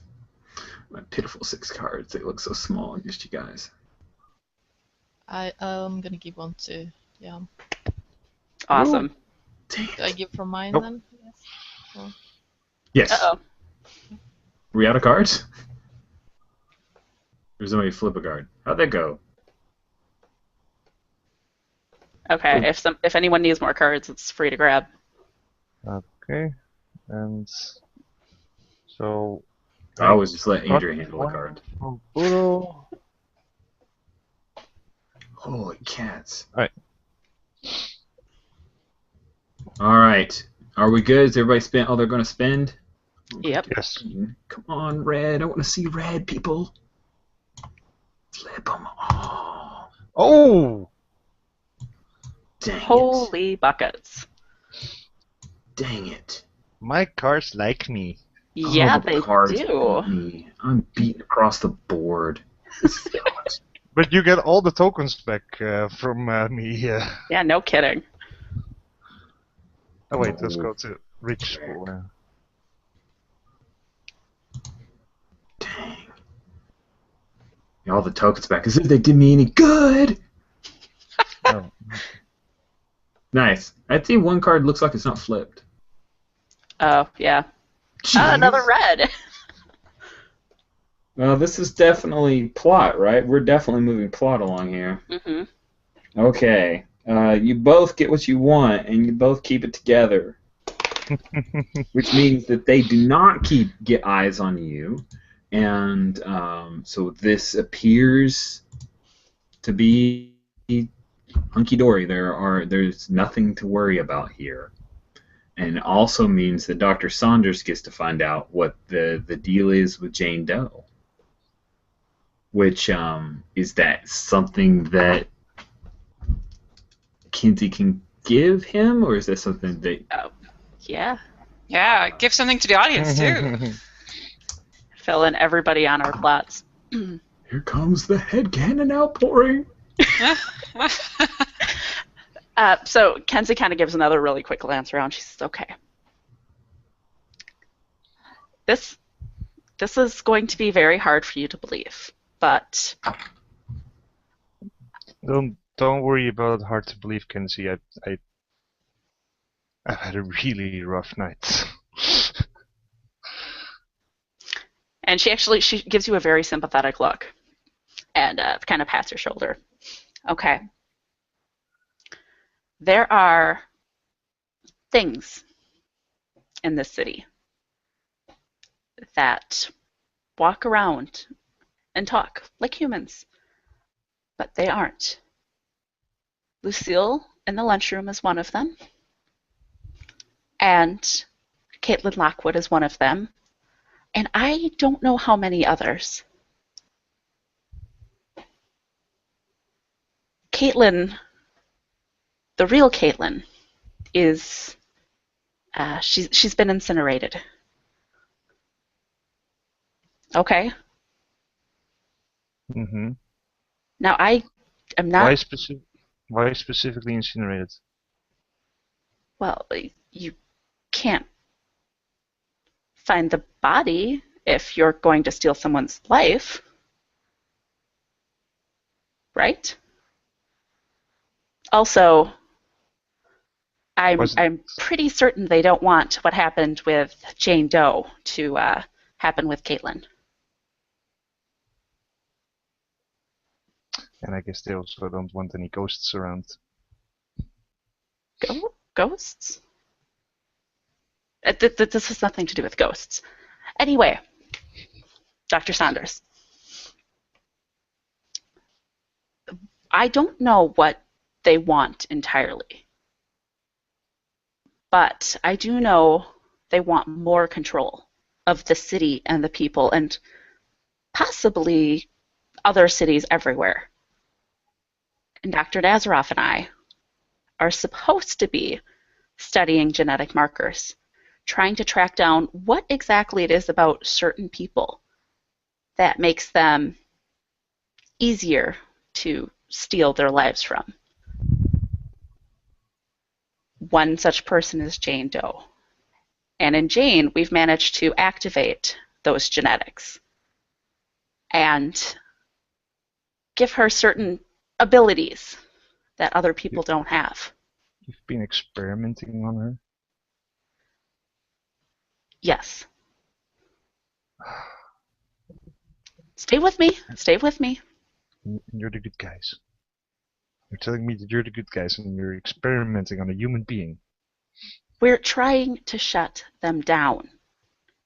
If we can find a way to keep that genetic code from activating, then they'll be outed. They won't have anywhere else to turn. And what they think we're doing is researching it to give it to them to make it easier for them to steal lives. Look, I'm not proud of what we've done to get where we are. But we can't let them stop us now.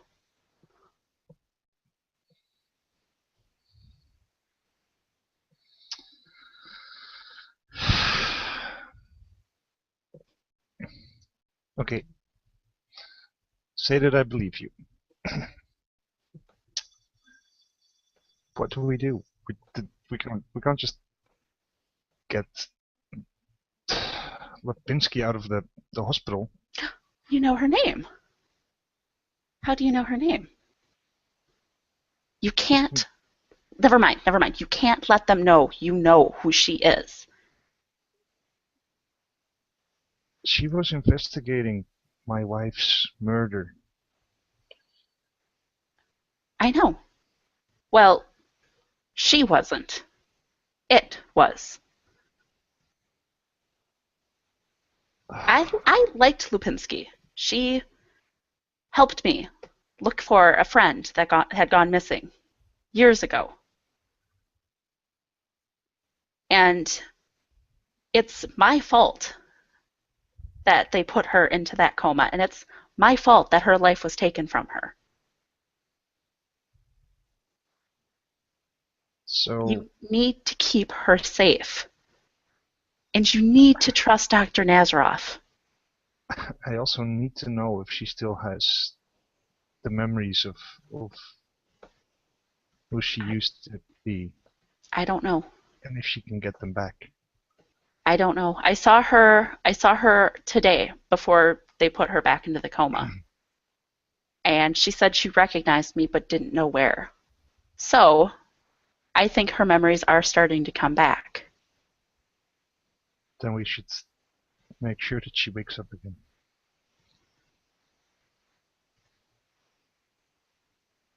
Look, they gave her methyltrexine. It's been too late. It's too long now. You can't possibly dilute it, but with some creativity, you could probably wake her up. But don't do it here.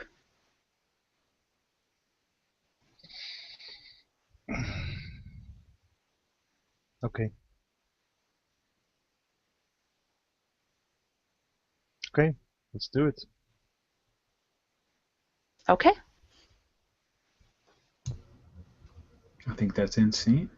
Yeah. Think so? Yes.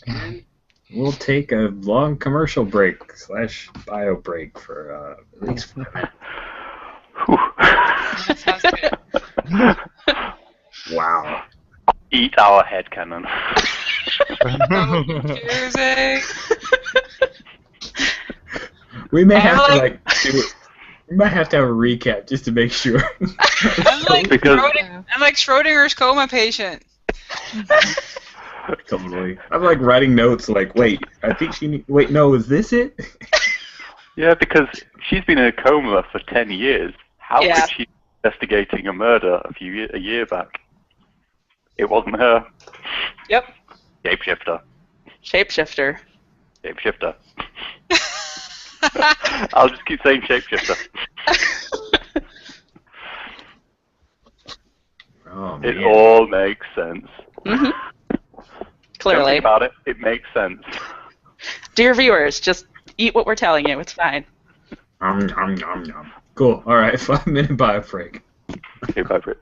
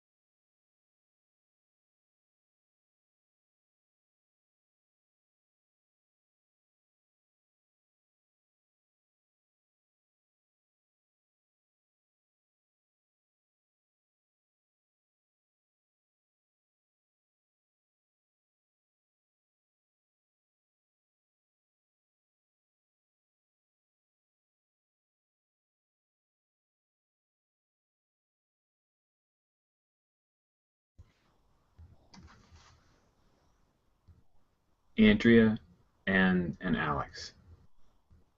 How badly did we break you? I love it. I love it. It's amazing. And it's fantastic. Are you saying that that Jane Doe is a shapeshifter and Lipinski is gone? Or are you saying that Lipinski is a shape? Like, that's where I'm not. Okay. We are saying Thing down, Alex. Mic down. Mic down. yeah, normally, the shapeshifters will become a copy of somebody and then remove that body. I think they die in the process. But Jane Doe didn't die in the process. Okay. And are you saying that Jane Doe is a shapeshifter, or she's the person that was left behind? Jane Doe is not a shapeshifter. Jane Doe is a person. Jane Doe is Lipinski. Lipinski is a shapeshifter who replaced Jane Doe. Yes. Okay. Yes. She is also Lipinski. Jane Doe is not here to hear this. But the Lipinski that investigated Saunders' wife's murder was the copy. Mm-hmm. That's Was awesome. one of them. That So makes there's it still all maybe makes one sense. of them. So there might actually be a Exactly. one of them running around looking like Jane Doe. That's so great. Right. Nice. I almost made a Star Trek Next Generation reference with the revelation that Caitlin wasn't Caitlin, but I was a bit worried that it was too bizarre and gonzo. We have to make sure Jules is caught up because this all hinges on her. Cool, What catch you up. I'm happened? gonna go get a drink. I'll be right back. I'm so confused. Okay. Your turn. Explain it to me like I'm a 12-year-old, please. No, this is perfect because you played into this without even knowing it. So, like 10 years ago, your character, Mm-hmm. your cop, pre-coma, was Yes. investigating a missing persons case Mm-hmm. involving Kenzie's boss. Okay. And then weird stuff started to happen, and Kenzie dragged you in, and the next thing you know, boom, you're in a coma, and you're waking up, and it's 10 years later, and a shapeshifter has totally stolen your life. But you don't know that because you have Okay. amnesia. What did the shapeshifter? The shapeshifter investigated Dr. Saunders' wife case? Yeah, but that wasn't 10 years ago. That was like Yes. a year ago or Shapeshifters are something. them. So the shapeshifter has taken over my life and has been living the life of a Jacksonville cop for all this time? Yeah, to cover up certain facts. Okay. I don't investigate who's killing supernatural or weird people or Mhm. things. There's a hunter killing werewolves or things. That's not one of them. Yep. Let's just Hunters forget about the and hunter though, bad because the different hunter's going to confuse her even worse.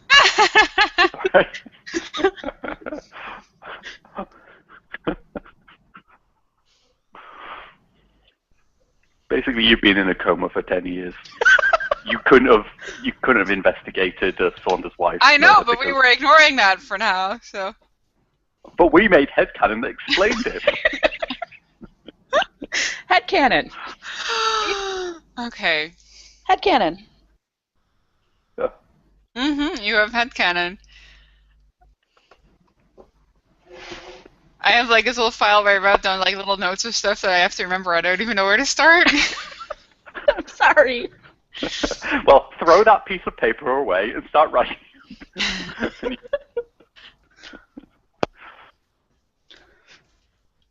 Is everyone else confused too? A little bit, but I already got the hunter bit. Yes. I think you're muted. Jan, mic on. We heard it through Julie. Yes. I understand the hunter bits because Saunders saw that in that video thing. Mm-hmm. Well, clearly, you should go talk to Dr. Nazaroff, and he will explain it much more coherently. Yes.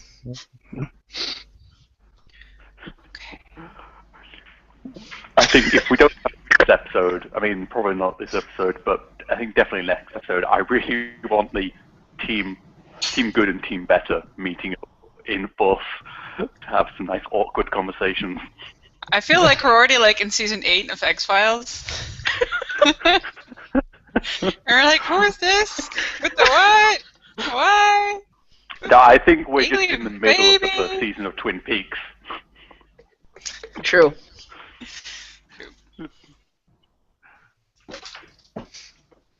I think It we're totally definitely makes more sense. in Peaks than X-Files. And we've got a lot of X-Files things, but...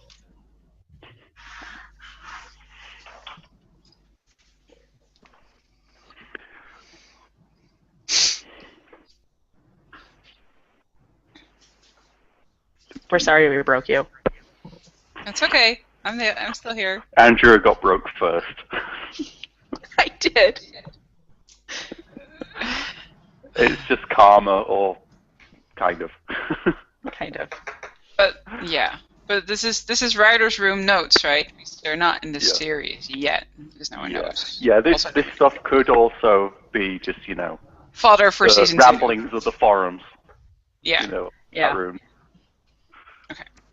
Then I'm with you. But Kenzie definitely said what she said to Saunders. No backsies. Yeah. I think Rich is so broken he'll never come back. Hey, we just don't see him again. Producer rage quit.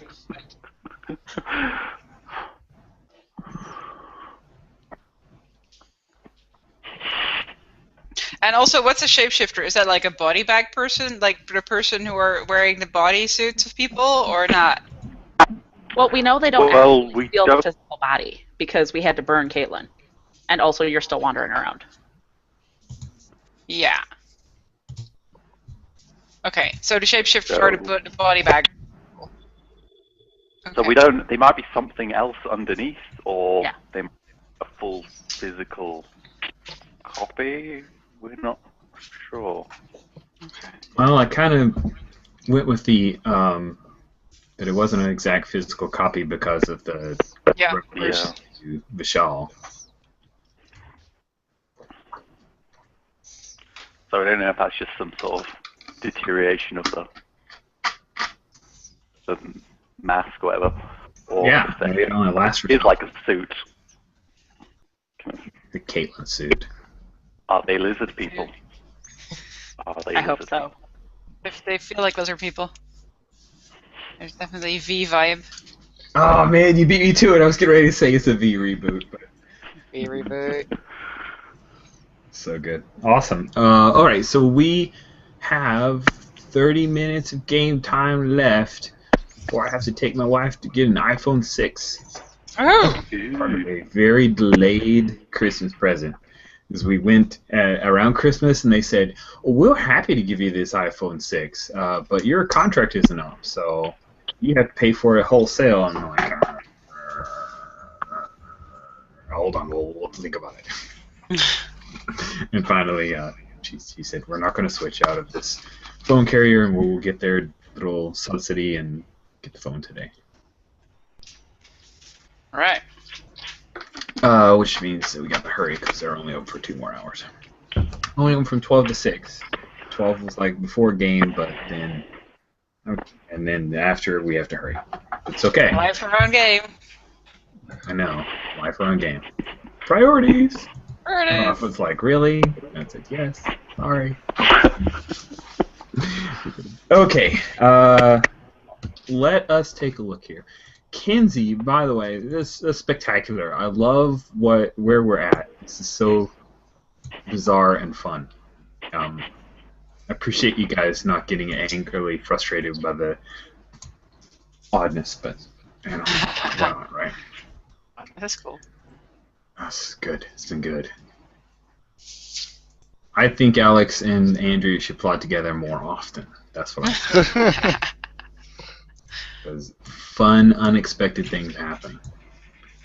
This is not your typical HBO series. All right, let's take a look. We have had lots of Kenzie time, but it's our spotlight episode. Do you feel like Kenzie has gotten to a good place with. If not, then we need to point right at that. No, because she's actually kind of turned to some of the other cast members for help, which means she's actually stepping forward with her whole paranoia, which is great. I think so too. Has she resolved her issue? Because that would be kind of cool. Yeah, I think if she hasn't, she's really darn close, because it seems like instead of cowering from them, she's actually like stepping forward to take them on. So is a final confrontation with them not necessary for her episode? I don't think so. No? Okay. Because it's more about how she personally feels, right? Yes. It's that whole change of stance from being, cowering to, nope, I'm not going to let you do this anymore. Okay. Nice. That's exciting. Okay, so then I don't feel that dead if we absolutely need to push hard on Kinsey scenes. Now we can look around. Have we set up Nazarov's screen presence of 1? Oh yeah, we still have 2 very confusing scenes from last time's next time on. Yes, we do. That's the other thing that we got to talk about. Okay, so we've got the shower. Good job, by the way. That ended up being a really neat scene. I really liked it. I love where we ended up there. Saunders telling Kinsey she's not who she used to be anymore. We almost kind of did that in a clever, editing of "You're not who you used to be anymore." I thought that was definitely good. Would we interpret that one as just they reshot the scene a little bit differently? Yeah. I thought that was really cool. When you brought that up, I was like, "Oh yeah, you're so smart." So Nazarov hasn't broken down crying, and Jane hasn't met Kinsey with the. I think this Kinsey with the scalpel. That sounds really great to me.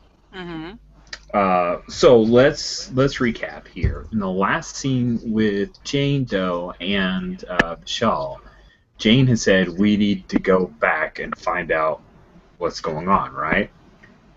Is that not? I just want to make sure that was the right trajectory. Yes.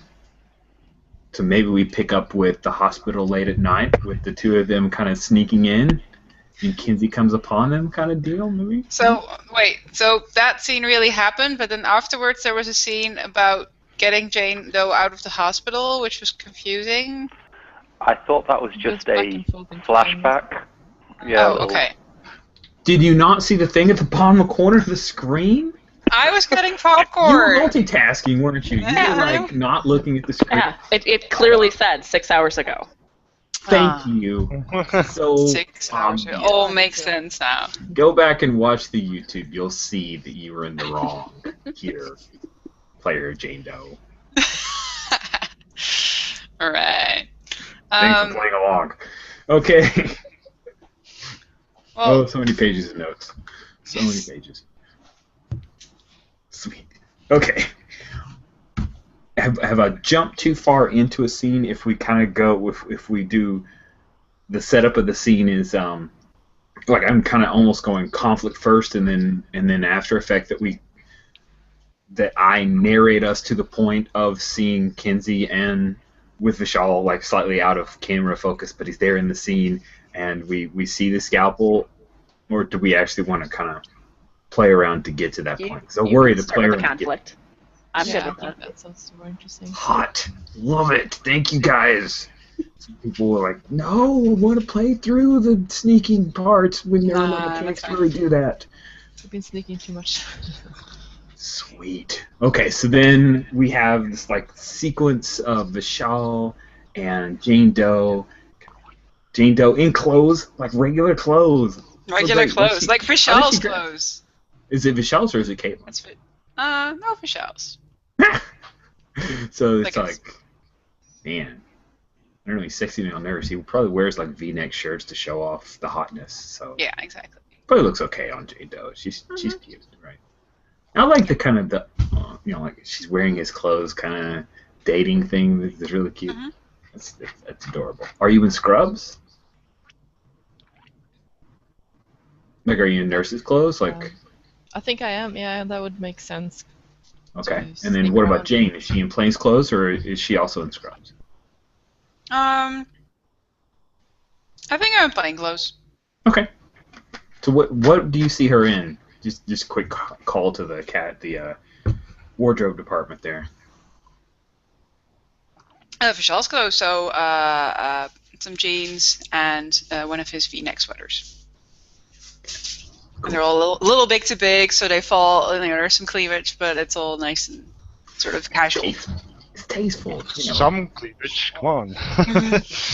You can take a bath in there. Take a bath in there. That's so great.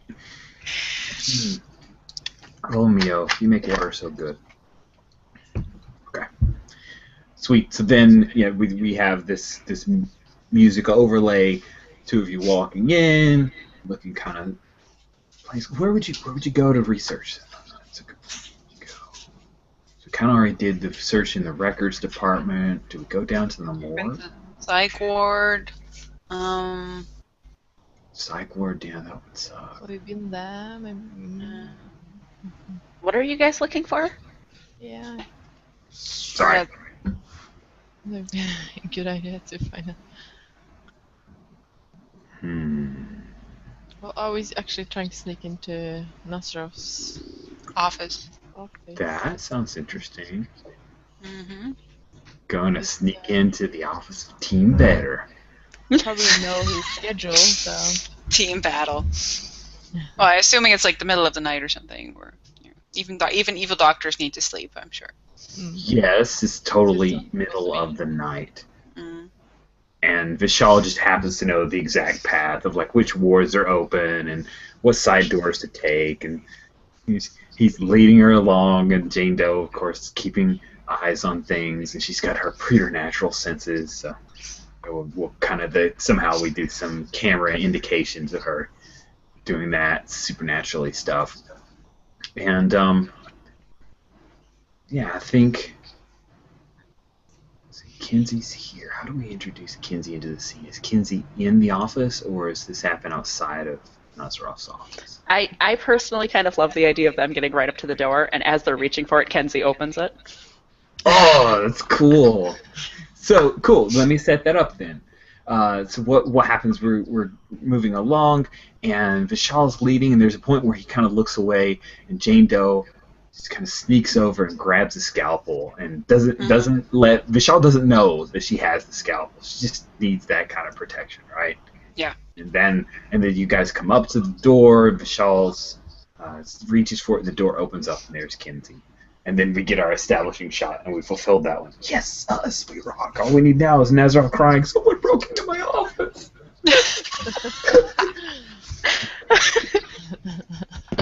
Okay, sorry. And so the door opens up, and there's Kinsey. Ba-bam. Looking very surprised.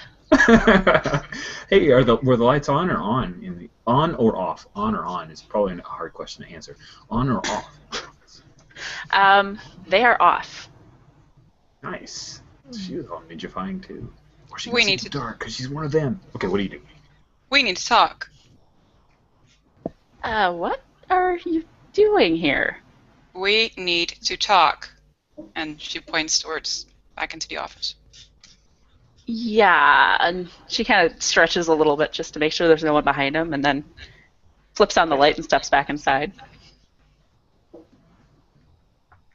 Yep, there was no one in the hallway. Except Hugh. Alive? Okay, there's no Hugh either. Just an empty mop bucket. It's a great callback. Thank you. This hospital gets so dirty. Come on in. They come in. You're in the room. We come in. Okay, I'm like, okay. So she shuts the door after you, and there's a very audible, like almost too loud, audible click as she locks it. Why don't you take the comfy seat? Okay. She points to the patient chair that I'm sure Dr. Nazarov has. Oh, yeah.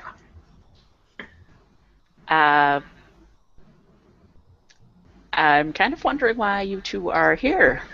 Shouldn't you be somewhere else? Kind of wondering why a mortician is in the office in Dr. Nazarov's. I can never say that. I hate that name. Just say Damn Dr. that name. He hates it, but it's really you cute. would say. That's what you would say. I would not say. What are you doing in the doctor's office in the middle of the night? I don't see a lot of dead people Well, around here. not to sound too unfriendly, but I think that's my business.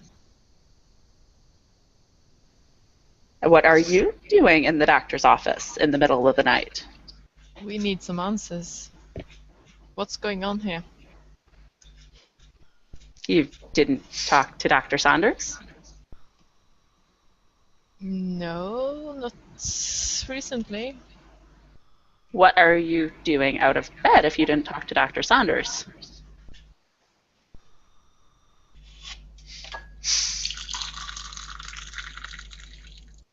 Is that to Jane though? I think it's to you, but Oh, okay. It's to both of you. In case you missed it, Kenzie told Dr. Saunders to pass on the message to you that to get Jane Doe out of there because she was in danger. That's why she was out of the hospital. Sorry. So we have talked to. yeah. Sorry. No, this is even better. Easy on the headcanon, you guys. Someone was shot by headcannon. Okay. Sorry. Well, he didn't tell us everything. Okay. Well, you just decided to come back to the one place you really, really shouldn't be to get the answers, rather than picking up the phone and calling somebody who might be able to help you out. You know, like Dr. Saunders. Well, we don't trust anyone anymore. Uh-huh.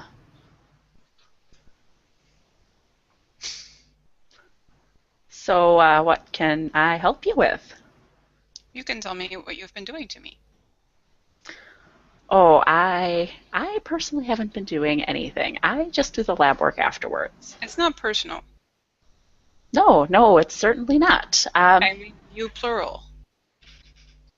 Oh, grammar was not my strong suit. All right. Well, how much do you know? Why don't you start at the start? Okay.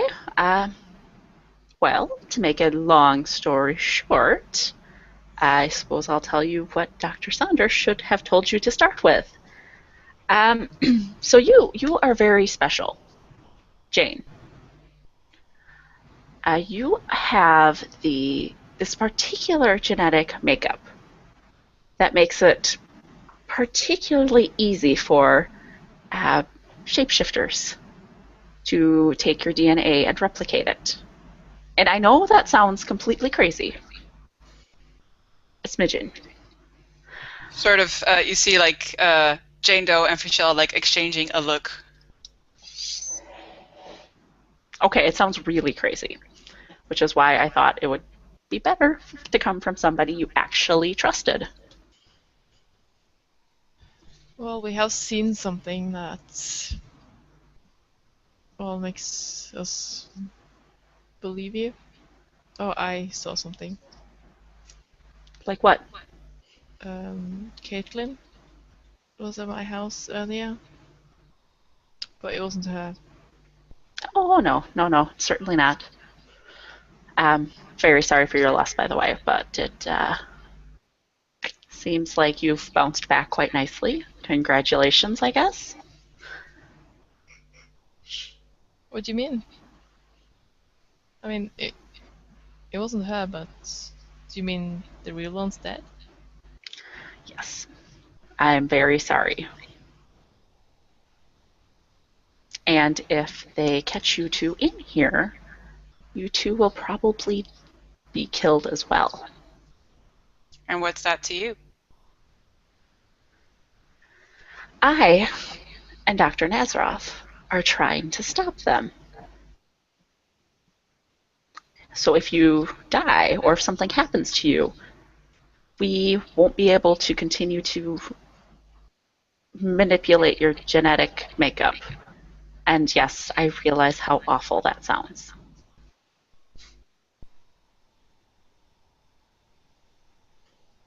In order to do what? we're trying to find a way to stop them, to make people immune to what they can do to them.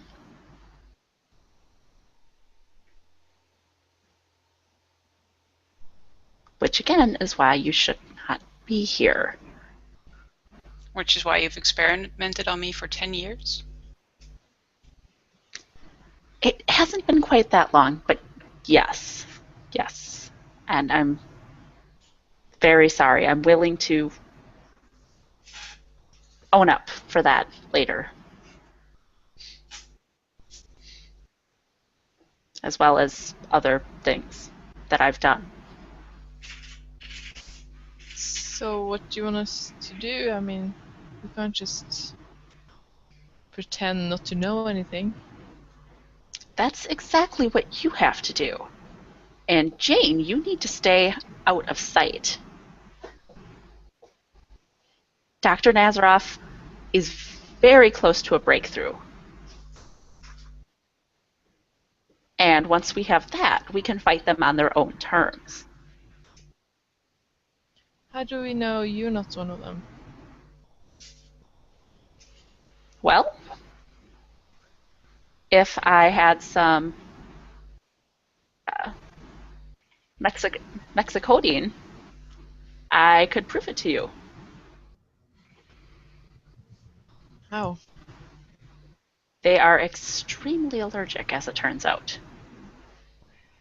It's really not pretty.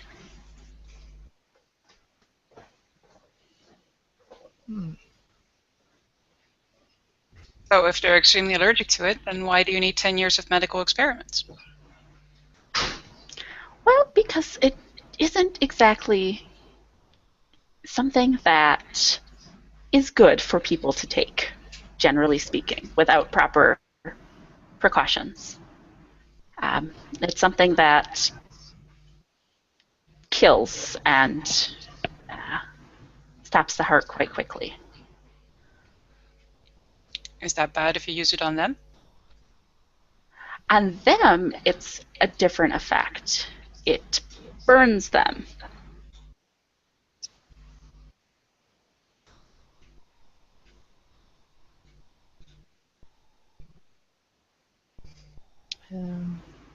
Well, so basically, okay, let me explain this. Basically, what we're trying to do is create a sort of a booster shot that, once given to people, will render them immune.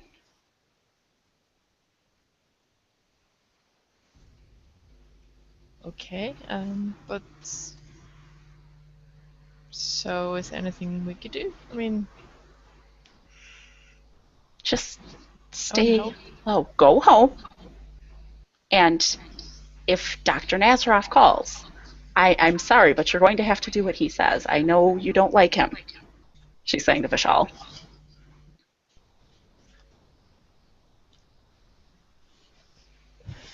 Yeah, I'm not sure if I'm ready to trust him yet. I don't think there's any reason for us to have to do what Dr. Nazaroff says. No. So what is your plan then? Well, I can't just go home and just do nothing. I need to do something. I want to help you out. Or get some more proof, or I don't know, something. I want to know what's been done to me. Okay. Let's talk to Dr. Nazaroff. And I don't have the files. I don't have access to the files. But we can talk to Dr. Nazaroff together and see if we can't get those to you. Does that sound fair? No, I have no reason to believe that Dr. Nazaroff won't lie to me. Or try to put me in a coma again. Or try to do 10 years of medical experiments on me. So then what do you propose?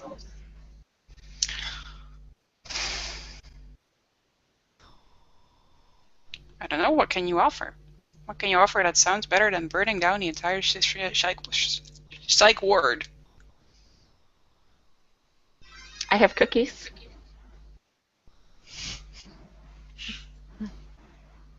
Not a fan of chocolate. Well, I'm sure you can get the files from Nasraf if you ask him. If I ask him. If I ask him nicely. Double nicely with sugar on top. He's very amenable to being asked nicely.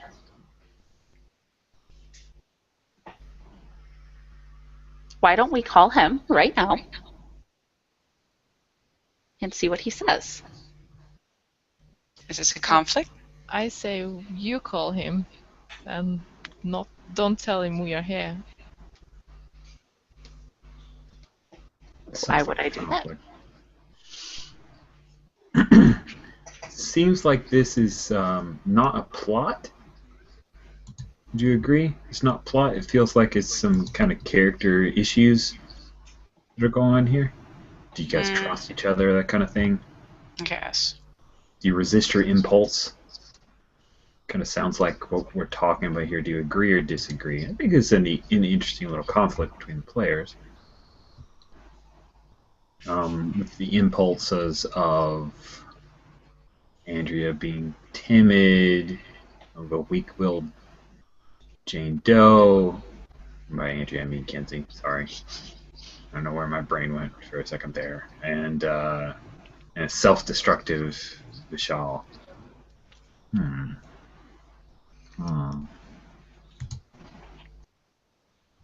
Because if it's plot-related, if the answer is, do you reach out to Nazarov? Mm-hmm. No, what feels more appropriate, character or plot to you guys for this conflict? I still don't quite know what the difference is after 4 games. I know. So plot is like, do you want a thing? And character is more internal. Are you fighting against what makes you quote unquote weak? Fighting against your flaws. And I think in a way, is Jane Doe trusting someone that was part of Team Better? It seems like a bit of the conflict here. Well, what's Kenzie's conflict? Because this is your spotlight episode. So really, is the conflict about are you giving into that impulse of being timid, or are you going to be bold? If it were character related, that would be resisting your impulse versus giving in to the impulse. Mm-hmm. Well, and right now she's in the she's more worried about Jane Doe and just walking out the door and never coming back, and all their research and all their hard work just going to pot. Yeah, but is it interesting if you fail and it's plot related, then Jane Doe doesn't trust you, and then we split the party, which is okay, but we're coming into last session, so I'm trying to keep my eye towards that. Or do we say there's no conflict here? Which is weird, because it's one of the few times there actually seems to be a pretty big conflict. I know. I want a conflict. He has to understand it and shape it well, and so... Yeah. Well, I was saying conflict because at this point, if Kenzie gets up, Jane will actually stab her with the scalpel. Oh yeah, I forgot you had that thing. Mm-hmm. Rich did too. Yay! Okay. It's okay, because there's a nurse right there. Yeah, but that's kind of the thing, because Kenzie's definitely trying to be accommodating. It's just every idea she comes up with, it's like, I want to talk to Dr. Nazareth. Okay, let's call him. No, we can't do that. I want to see his files. Well, okay, well then let's get the files. No. And I'm like, I'm trying to be You couldn't get the files. You could only say, let's talk to Nazareth. You say they were over there, we'd be good. They would be out of here. I know, but they're not. No. Okay. So, is the conflict... Does Kenzie gain their trust? And so that feels like it's plot related.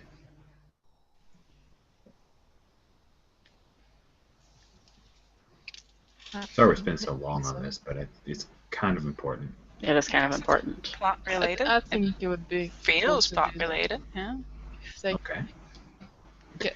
If they trust her, then they can work together, or if they don't, they'll be split up. And I like either of those outcomes. Okay. So I think the conflict, because of the spotlight, Yeah, fair enough. Yeah. does Kenzie gain a couple of members of Team Good to Team Better. I think I'm gonna give fan mail to Kenzie because I want to trust her. No, And I'm so I- host. I have to trust I- these stupid bitches. I want Jane Doe to stab her in the neck. So that's what I'm spending cards on. Yay, excellent. I'll give Rich the card. Do I have any tokens? Yes, you have one. Yeah, you have one. Oh, stabbing. You can spend, Oh, Do you actually want me to move one over for stabbing there? oh. One for stabbing. Yes, one for stabbing for me too. I'm not sure where I have to put it then. Just put it over near me, and Near you. yeah, I got it. So is that 6 cards off the bat and then 2 more? Yeah, I got 8 cards. There's gonna be some stabbing. Oh, stabbing. Oh, stabbing. Oh boy. Oh, I should probably share screen for the 0 people watching. Here we go. I'm going to pull an extra card for medical examiner, which I think is the 3rd time I've used it. Right? Yes, I don't you think should I've be exceeded 3rd perfectly times. I almost set up a scene in the morgue for when they were coming into the hospital, but going to Nazaroth's office makes a lot more sense. I think that's it. I think that's it. Let's flip some cards. I'm selecting all cards. This has never paid off for me. Oh, Wow. I can't possibly win. But I get. Oh, okay. you don't have the highest card. Oh wow. Okay, so let's go to our resolution. Scene resolution. This was plot related. You get what you want. I'm kind of happy about that. But your impulse is provoked because I have the highest card. So it is a yes bot. Okay. Means that the impulse is provoked, and the impulse is timidity or anxiety about them is your issue. But yeah, it's yeah. Okay, interesting. Okay, so you pick up the phone to call Dr. Nazaroff? Mm-hmm. Sweet. And how does that resolve? Well, it resolves that she got what she want, which means, technically, So the conflict doesn't happen? That's always a weird thing that I have. I know. The conflict is, are you going to stab her or not? And you don't stab her. So whether you trust or you're just going to give her enough rope to hang herself, Jane Doe is not neck-cutting poor, sweet Kinsey. That's basically what that means. There's no neck-cutting. Yes, but there's also no visible conflict. That's not that. It's in the head of people. Okay. In the head of people. On forums of fans. You're right. You're right. That conflict is weird. But anytime you have any kind of character conflict, it really is in the head. So it's... Anyway, we could talk about it after. I get what you're saying, and I'm not sure. Yeah. Okay. Really highlighting in 2 different conflicts how it's in the head and how it's that TV related. And it is probably stemming from my phrasing of those conflicts. So definitely some notes to work on. So we carry forward to you calling Dr. Nazaroff, and there is no answer. Dr. Nazaroff's phone, none whatsoever. And then the credits start to come up, and then we see Dr. Nazaroff sitting in the corner of a room, rubbing at the bridge of his nose as tears come down, and then the camera tracks back. And off to the left, you see a bed with a mattress on it, no covers, and it pulls back further, and you see that he is in a room at the psych ward. End credits roll.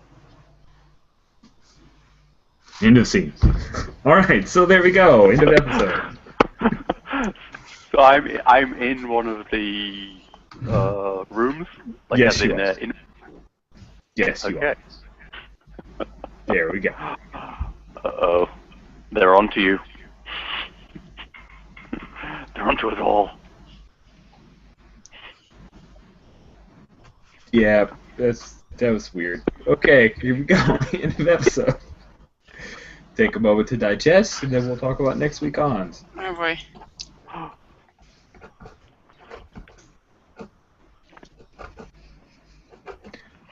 Real quick, there was a lot of looks there. Did I just steal away any good feelings from a conflict that was resolved positively, or have I made people mad? Should we recut that? Should it end up on the Huh? editing room floor? I'm just checking in. What? No. Okay. No. It's just confusion and how, what's, why, how, but didn't make anyone mad. Yeah. Okay, good. Just making sure everybody's like tiny avatars at the bottom of the screen. Yeah. That's It's just like the love. Yeah. pensive face and it's like, what? I'd rather It was check just in. the cogs in my head kind of going, okay, so that I like that one then. together like this, so that means this happened, so these, you know, it was headcanon forming. Okay.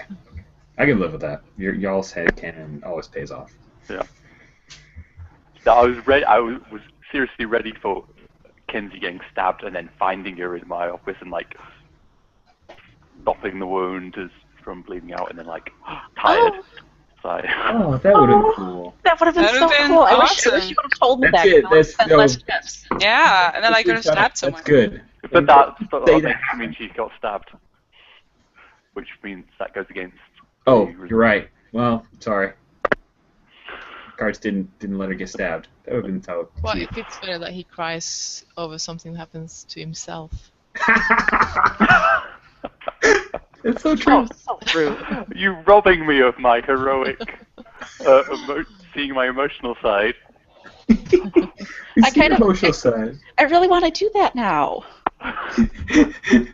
Oh, it's so cute. Oh man, that's it. Next time Boodle runs PTA, because she wins. That's so good. All right, yeah, Crying Nazarov has been checked in, and the Men in Black are coming for him. That's what that is. Okay, next time on. Next week on, yeah. This is the Dr. Nazarov Spotlight episode. This is. Okay. I'm trying to think of which character, or maybe it's like a few of the characters. I'm imagining them pulling open the cell door and like Nazarov like blinking, kind of rubbing his eyes against the light, and like, and just there just being this awkward pause as Team Good meets the head of Team Better. Sweet. I have to go here. We have a face-off between two Lipinskis, and one of them has a gun. But which one? That's exactly it. You need to have one other person there to have the whole. But who do I shoot? With this one, is this too much? Oh, that's even better. I like that. The two Lipinskis, and then Vishal has a gun, and he's looking between the two of them. There we go. Thank you. I would like to have. They might be a bit too off the. I don't know, but Vishal shirtless, of course, and zooming in on his chest, then you can see like a bit of skin, kind of loose.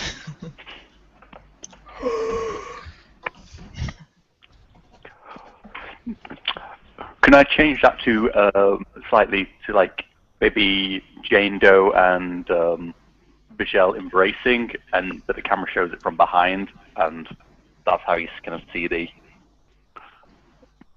skin Yeah. Sounds good. as a writer suggestion.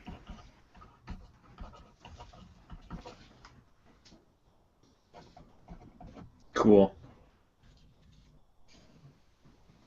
Any more next week on? Need one from Headcanon? Headcanon Well, I needs had an idea, but someone had something very similar, so now I'm rethinking. Yeah, I know. I'm in the same boat. Oh, man. Distill yells, I should always go last, I guess. Like, you can only have so many people carrying pointing a gun at someone in the next week on. Yeah. Yeah. At least in a hospital drama. With Nazarov, with it being Nazarov's spotlight episode, specifically because of that, should it be Nazarov with a gun? I kind of like I think Nazarov would just shoot them both. It's probably better off in Vishal's hands. Yeah. Good point. There's no conflict here. Well, it could be Vishal pointing the gun at Nazarov, and you see That's what I was going to do. some skin, loose skin on his, I don't know, back. Oh. Just keep adding people to the scene with the face-off between the two Lipinskis. Yeah, You don't need loose skin, just pointing a gun at Nazarov. We don't know if you won or not.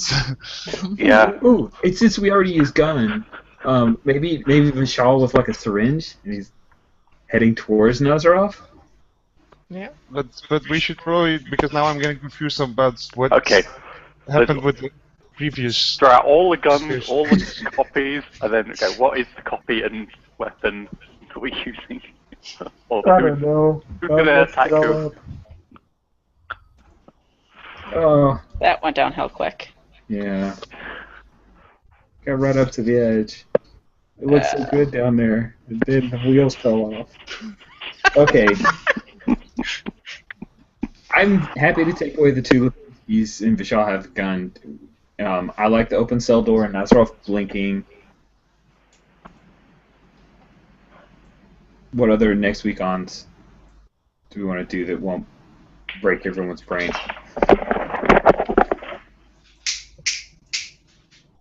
Oh dear. Man, Vishal's one of them. That's so weird.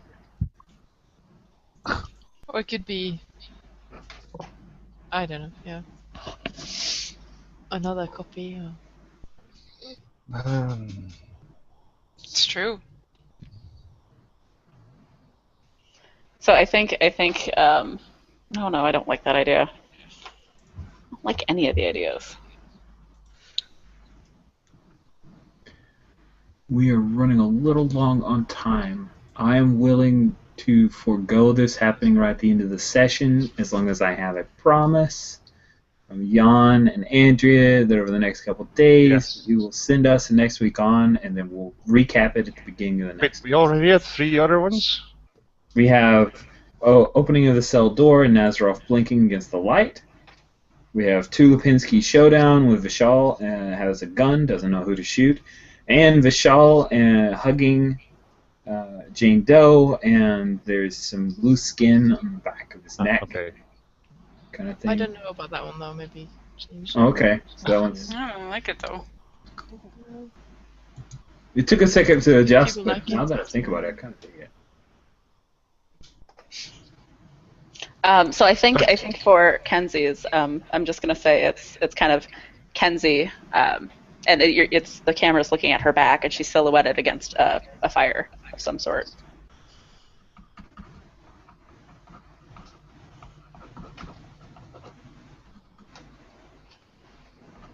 Oh, I have one.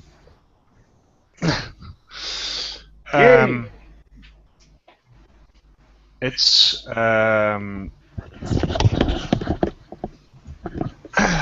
Saunders standing in front of something that looks kind of menacing, and then something big rearing up behind him. Behind Saunders? So Saunders is facing off with something menacing and something raised up behind him? There's something in front of him and there's something behind him. Oh my goodness.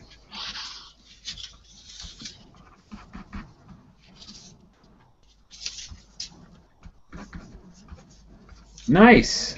I like that. We're gonna have some bitey shoot gun stuff, man. Monster hunting, bitey shoots. This is gonna be a crazy season ender. Cool. Thanks everybody for playing, and this is super awesome. So I will go ahead and stop broadcast here. Check our last episode. Here we go.